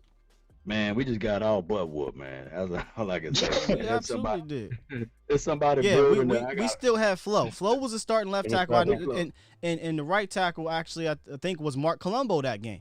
Mark Colombo came back. Yeah. It was Tyron 2011. That's what Jay said. Yeah. 2011. I definitely remember Tyron was 2011. Jay said so they switched Flo to right tackle. They had Doug on the left tackle because wait, what? Well, Flo, I told you they had left. No, not Doug, but Colombo. I know Colombo came back because Colombo was out. Mm-hmm. Yeah. But anyway, that's neither here nor there. Yeah, we going down to a game I hate to even talk about. One of my best friends was he's a Viking fan. He came over to my house and watched that game, dog. He lived right across the street.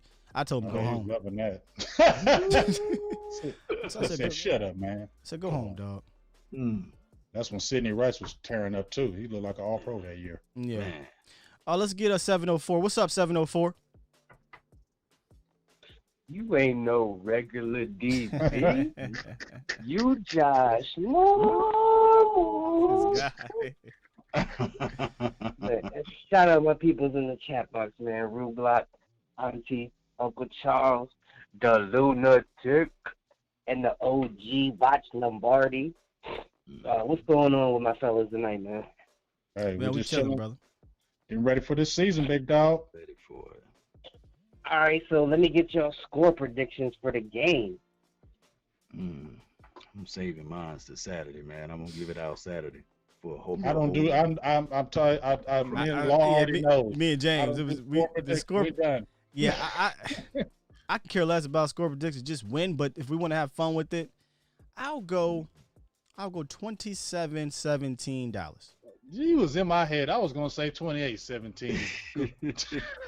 we got to give Greg Zerline some Yeah, love, gotta man. give him some love, man. I'm greedy. I don't want them to go 17 points. week one. I don't want them to You score won't give us 17 you points. won't give us your prediction, Mo. But when you say you got us going over or under 30 points.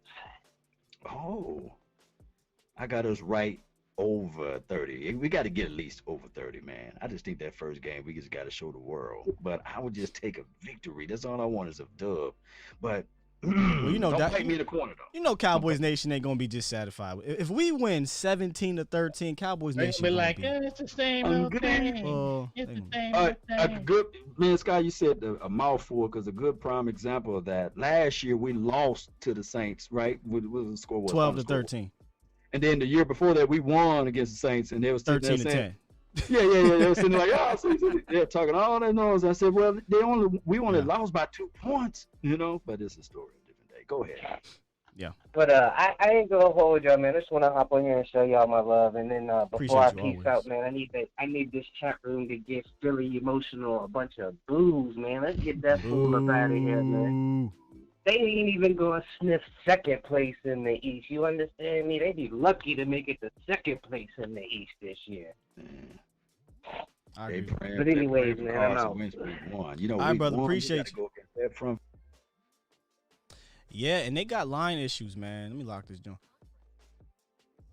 Wentz got some things he got They- to worry about. They got line issues, so I'm a little bit concerned for Philly week one against that pass rush. But here's the only thing: if the Eagles can keep it, I would say keep it close. If the Reds, can't call them that. If the Washington football team can keep it close, I think Philly actually can pull it out at the end because I don't think they have enough offense. I don't think they have enough Away game or a home game for them. It doesn't matter. There's no fans. It don't matter. Right, but I mean still. I know. Bro, I'm telling you, unless there's a game with fans, that don't matter, man. That don't matter. Definitely not Philly to Washington. They getting on a bus. They going right down 95. They cool. That's an hour and some change, bro. That don't mean nothing, bro. Mean nothing. That FedEx Stadium so trash though. That field line. It do, but I love going there. You know why? Because Cowboys Nation takes over every single time, dog. Every time. Somebody said the Washingtonians. Sean M says Washington Wentz needs to get some milk. He needs some milk. He needs some milk. Sean M, you crazy. Police, help. That's what he's going to be saying. All right, we're going to clear these calls up here. 580, what's up? Hello? 580, what it is, what it do? Oh, well, this is Derek, man. What's going on, y'all? Oh, what's up, man? How you doing? Oh, not much. I just got a couple questions. Do y'all think our run defense is going to be much improved and we ain't going to have no more of that Rams debacle in the playoffs like we had a couple years ago? Oh, for sure. I'm 100% positive. If that doesn't happen, I'll come back and I'll do a where Skywalker went wrong. But I am 100% positive our run defense is going to be one of the better run defenses in the league. Yeah, and when you look back at that game, they had to flip D-Law to the opposite side. He kind of stopped the bleeding, but it was just too late. He actually kind of slowed them down from running the rock like they were doing all through that first, second, and third quarter. But our defensive tackles were Malik Collins, who sucks against the run, and Antoine Woods, who was playing with one arm. And a guy named Reed, he just got his butt whooped. They pulled him up like Karan Reed, who was a journeyman. Karan Reed, I can never forget. I said, man, they folded that brother up. And you heard, hey Derek, you heard what Bobby said. Jalen is looking great. LVE is looking great. Those guys are already good players. We know that. So the fact that they look like they come back to form, in my opinion, they're going to keep them clean. The job of the DTs this year is going to be to keep them clean and clog up the lanes. If you keep LVE and Jalen clean, good luck trying to run the ball up the middle. Yeah. Good luck. Yeah. What and do y'all think our secondary is going to be like more aggressive this year? It ain't going to be no more of that Chris Richard not looking back the ball. I don't think they're going to be so.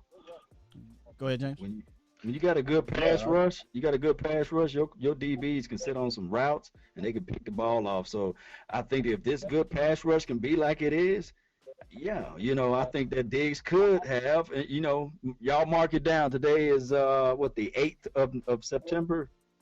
Yes, I believe that's the good date for today. Diggs gonna have at least 3 interceptions. I said 5, and he's gonna lead the team.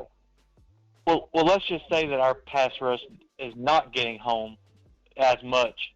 Then what do y'all think they could hold up? That's impossible to say. I'm not trying to be. I promise you, I'm not trying to be homerish. But it's impossible to say when you have that type of front four, and the way that we're going to be so mixing in some blitzes, some exotic blitzes, not giving you the same look over and over again.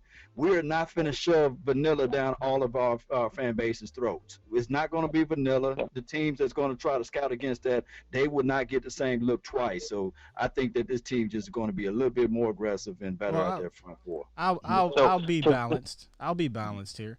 There's going to be games where our pass rush is not getting home. It's just going to happen. That's football. And if that's the case, from what I know now, I'll be honest. Yeah, I'm concerned at this point if the pass rush does not play up to par about our secondary. I'm not Darian Thompson. Okay. Cheeto.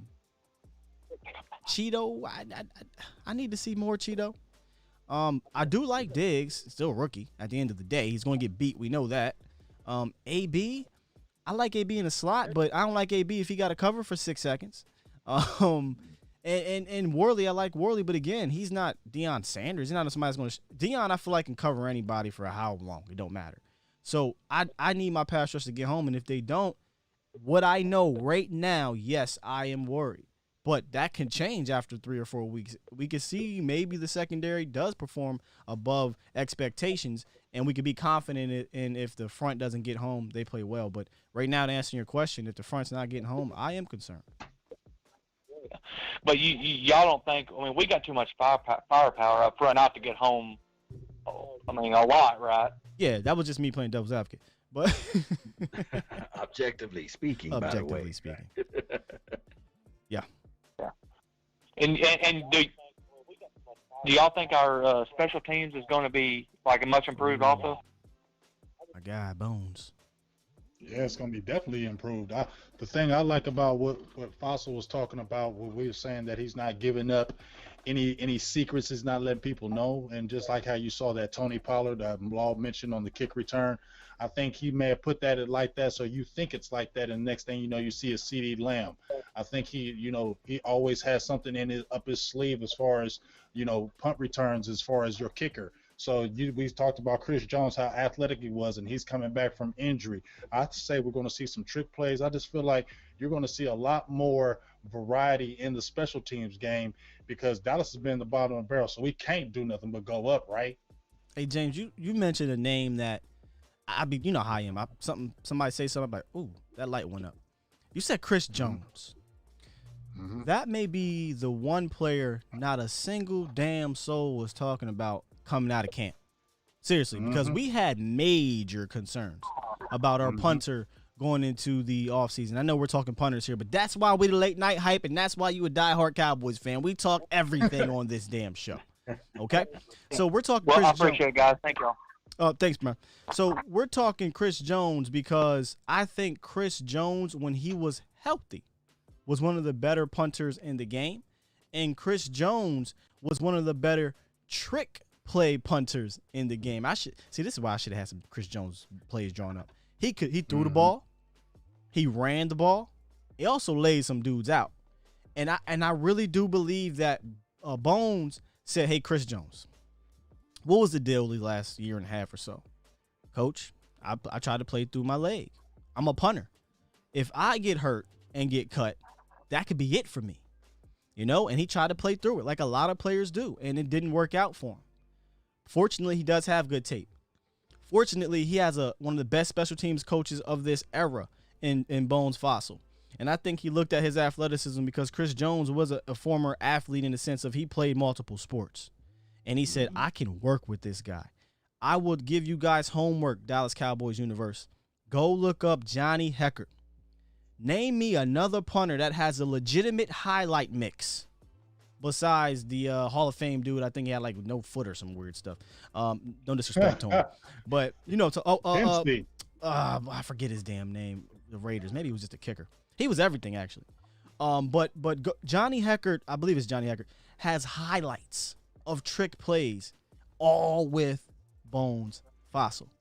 So you brought up Chris Jones. I bring that up to say, don't be surprised if it's not CeeDee Lamb, it's not Cedric Wilson, it's not Tony Pollard, it's not who's our kicker, Greg Zuerlein. It's Chris Jones that runs a trick play. Keep that in mind. Keep that in mind. Good trick play on the Raiders a couple of years back. Remember that? Yeah, we ran the ball. I think we were way deep down there, and he took off. Fourth down, and it was a big play. We needed him to get that first down because it was a big play. They said he went against coaches. You know, he was like, I'm going to freestyle this thing. I see it. I'm going to take it. I think that was the talk track during that time. I think that's what happened against the Eagles, too. Remember? That turned the game around. That saved the game. He went on his own. Saved the game. Yeah. All right, we almost done clearing these. We almost done clearing these out, man. We got two more, 808 and 870. 808, what it is, what it do? Hawaii. Hey, what's up, guys? This is Young. What up? It's who? What up, Well, it got to be Young. Yes, 808, Young. What's up, guys? What's up, Oos? Yeah. How you guys doing? We're Good, good, man. It's been forever, man. Mm-hmm. Yeah, man, I just wanted to talk about Randy Gregory. Why is Randy Gregory not able to practice with the team and not play the Game 7? When you got other players like Alton Smith, no disrespect to him, or other players like Josh Gordon, Anthony Brown, all these guys are going to get reinstated because marijuana is okay in the NFL. You got Gregory that's never been in trouble but just puffing, and he's getting all of this crap by the NFL. I don't quite understand it. I just wanted you guys to explain that for me. I can't explain why they're doing RG like this. I can't. I think Law brought it up earlier. Maybe it's Goodell having this issue with Jerry Jones because it makes no sense to me. But the legal reason why he's not is because he's given stipulations to get back onto the field. His stipulations are he's got to be straight all the way till October. Was it 25th? What is it, y'all? It's something after week 6. Yeah. After week 6, he's allowed to be around his teammates. He's allowed to be in the facility. Can't practice though, and they're making him go through more hoops to be on the field. However, I'm thankful that RG is back though. Yeah, he's back. I'm thankful too, and I know we extended his contract today. Yes. Yep. So he's playing through 2021. That's fantastic. 2021, gotcha. But still, having the guy sit back for 7 games after he's worked so hard to get back where he's at, it just seems like the NFL, whether he's playing for the Cowboys or not, as an individual man, I don't think they're giving him any credit for all the work he put in. That's a good point. It's kind of what I'm getting at. It's just like this guy's worked his ass off to get on the field. He hasn't done anything bad legally. He's never got in trouble. Maybe except that one time before he got reinstated smoking a blunt. Take that away. This guy's done nothing wrong. Alton Smith legally was Class C felonies, Class B felonies. He didn't get quite indicted and put in jail, but his situation was a higher degree of risk than Randy Gregory's. And I just don't understand this part, that reasoning of Roger Goodell being Almighty God saying you can play and you can't play. I don't see where I don't think it's in par. I don't think the NFLPA and the commissioner's office are on the same level there. I also think you guys are doing a great job. Thanks, brother. I'll let you guys go. I know you guys got other guys on the show. We're almost done. Thank you. Keep it up, man. Appreciate you, Young. Appreciate you, man. Aloha, guys. Yes, sir. Aloha. Here's what I don't understand. How is Gordon, Flash Gordon, they call him, receiver for multiple teams? Blaze Gordon. How the hell is he just continue to get reinstated, but Randy Gregory can't? And he's telling you, I'm drinking beers.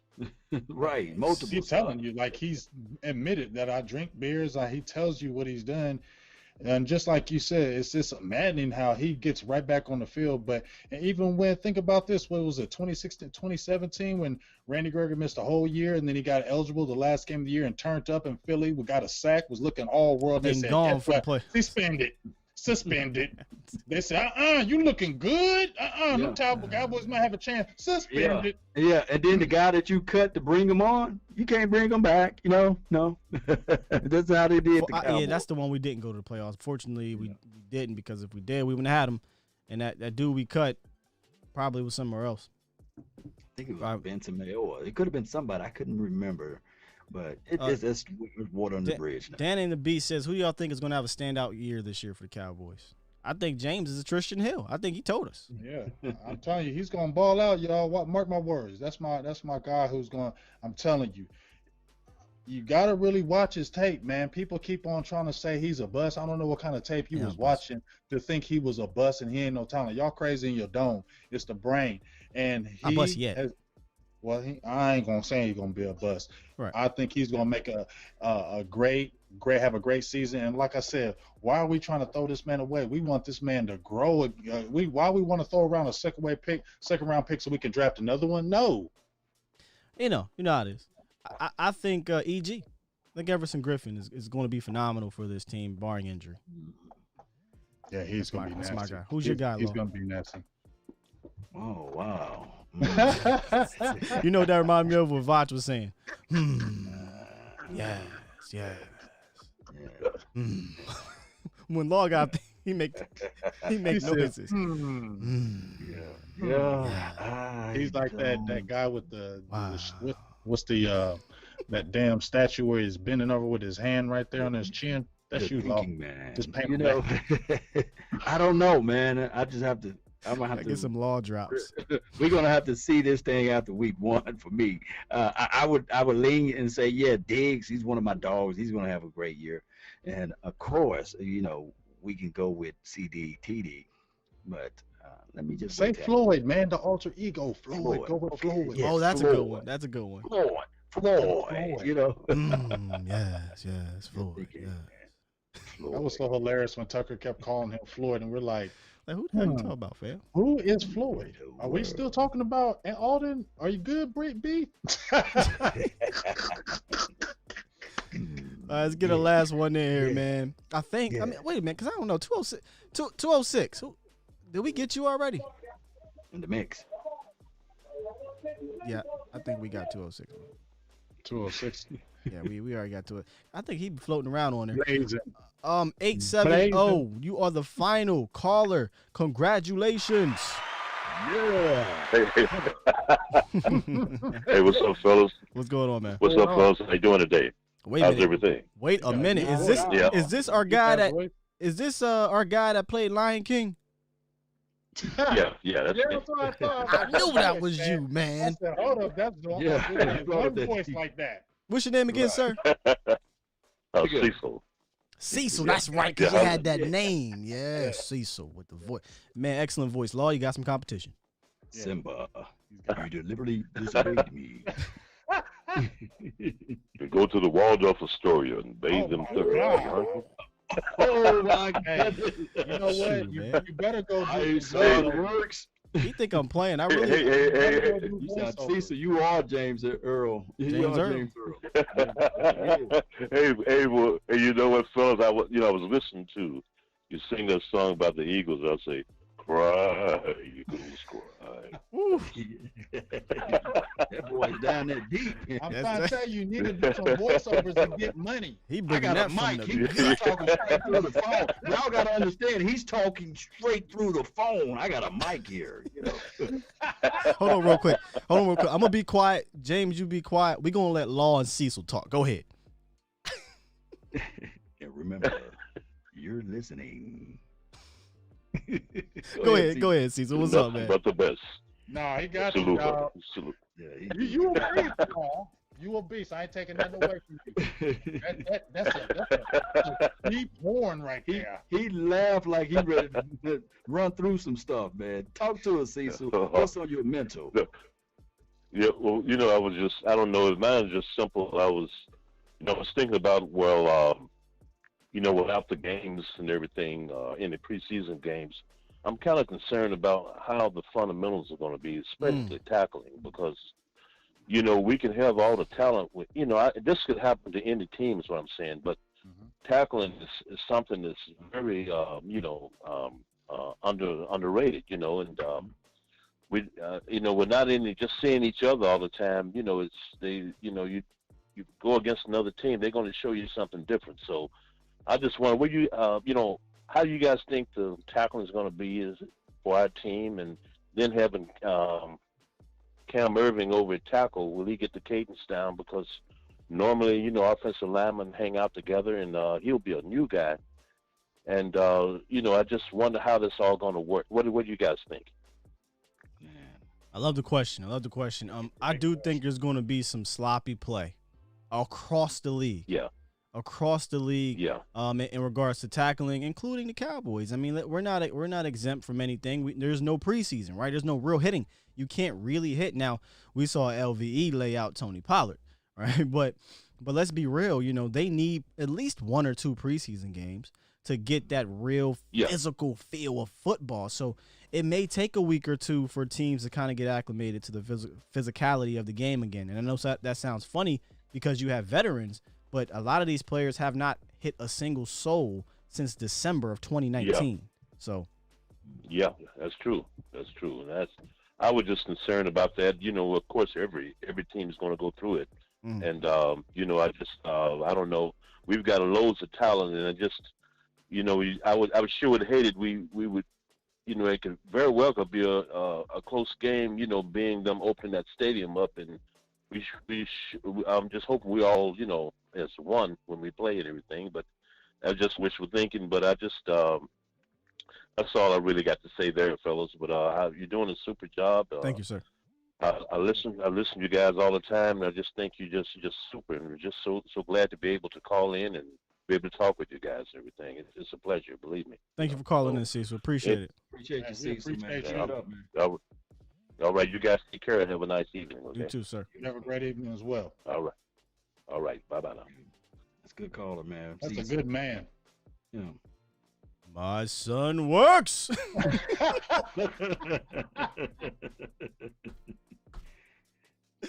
Oh, man. Yeah, I had a feeling. As soon as he started talking, I said, what? James, exactly. I heard that. As soon as I heard that, he said, "How you doing?" Hey, that's that one guy, man. Yeah. He called one time, and we remember. And we remembered. That's how you know it's deep. Indeed, man. Listen, man, that was 7 years ago. Great show, fellas, man. Absolutely great show. Great chat. Great callers. Bobby was a great guest. We hit over a K, man. We did it. That's what we do. Hit over a K. I can't wait to see what we do Thursday. Even if you're not a Texan fan or a Chiefs fan, hop on in, man. We kicking it. We're gonna have fun. Yeah. We kicking it. We gonna have fun with it. Calling a game. I'm just honestly, y'all. I'm just excited to have football back. This has been a crazy 2020. I hope everybody has been safe. I hope everybody continues to remain safe and is prospering in this crazy time. I wish everybody good health and prosperity. Like I said, I know 2020 has been wild, but for sports fans, we're starting to get some things back to kind of get that positive mojo flowing. And football for me is number one, and it's here, y'all. Thursday. Yeah, it's here.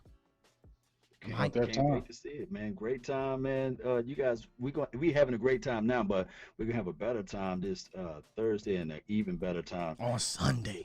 Oh man. Yeah. Oh man. It's gonna be bombing this thing on Sunday. Y'all just wait. All right, man. Salutations, and I know James' salutations is Z's. He over there falling asleep. So wake your ass up. Yes. Hey, appreciate everybody, man. Don't forget to smash that like button. Yes, please. Share this content. Follow us on all platforms, multiple platforms. We got some major sponsorship coming. Oh, I'm so sorry, Lord. I forgot to drop that. That's okay. You want to bring it out, or you want to wait Thursday? Well, let them wait. Let's do it Sunday. Hey, let's do it Sunday, week 1. Let's announce before the first game. I mean, well, Thursday we're gonna be on. I know, but that ain't Cowboys. You right, and the sponsor is located in Texas. You feel me? Yeah, you feel Okay. me? We got the Texans. Well, no, Texans. No, yeah, it right. don't. Come on, it's Cowboys, y'all. We got to have that flavor for Cowboys. All right. You win. So let them wait. Oh man, he right. Hey, real quick, tell me if y'all can hear this, because sometimes this thing be playing real weird at the end of the show. Yep. Can y'all hear that? Hell yeah. One man. Hey, Universe. chat, if y'all could hear that and it sounds fine, can you drop some fire emojis on the way out? I just want to know if y'all can hear that fine. Sheila Neal, I see you, baby. Oh, Sheila. Just give me some fire emojis. Angel. Ooh, dang. Ooh, he said loud and clear. How about them Cowboys, Jacob? Chad. Ooh, they dropping them fire emojis. Let me show them for you. The Lakers are winning. Ray. I see you. Iceberg Q. Jessica. Mr. Personality. Oh, he said turn it up. Okay.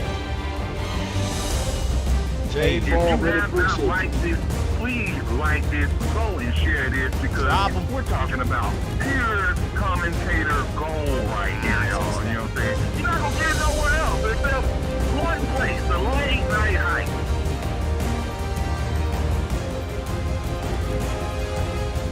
He said turn it up. Are we good or we not? Chris Hall, Parker Douglas, everybody. Stevie Mack.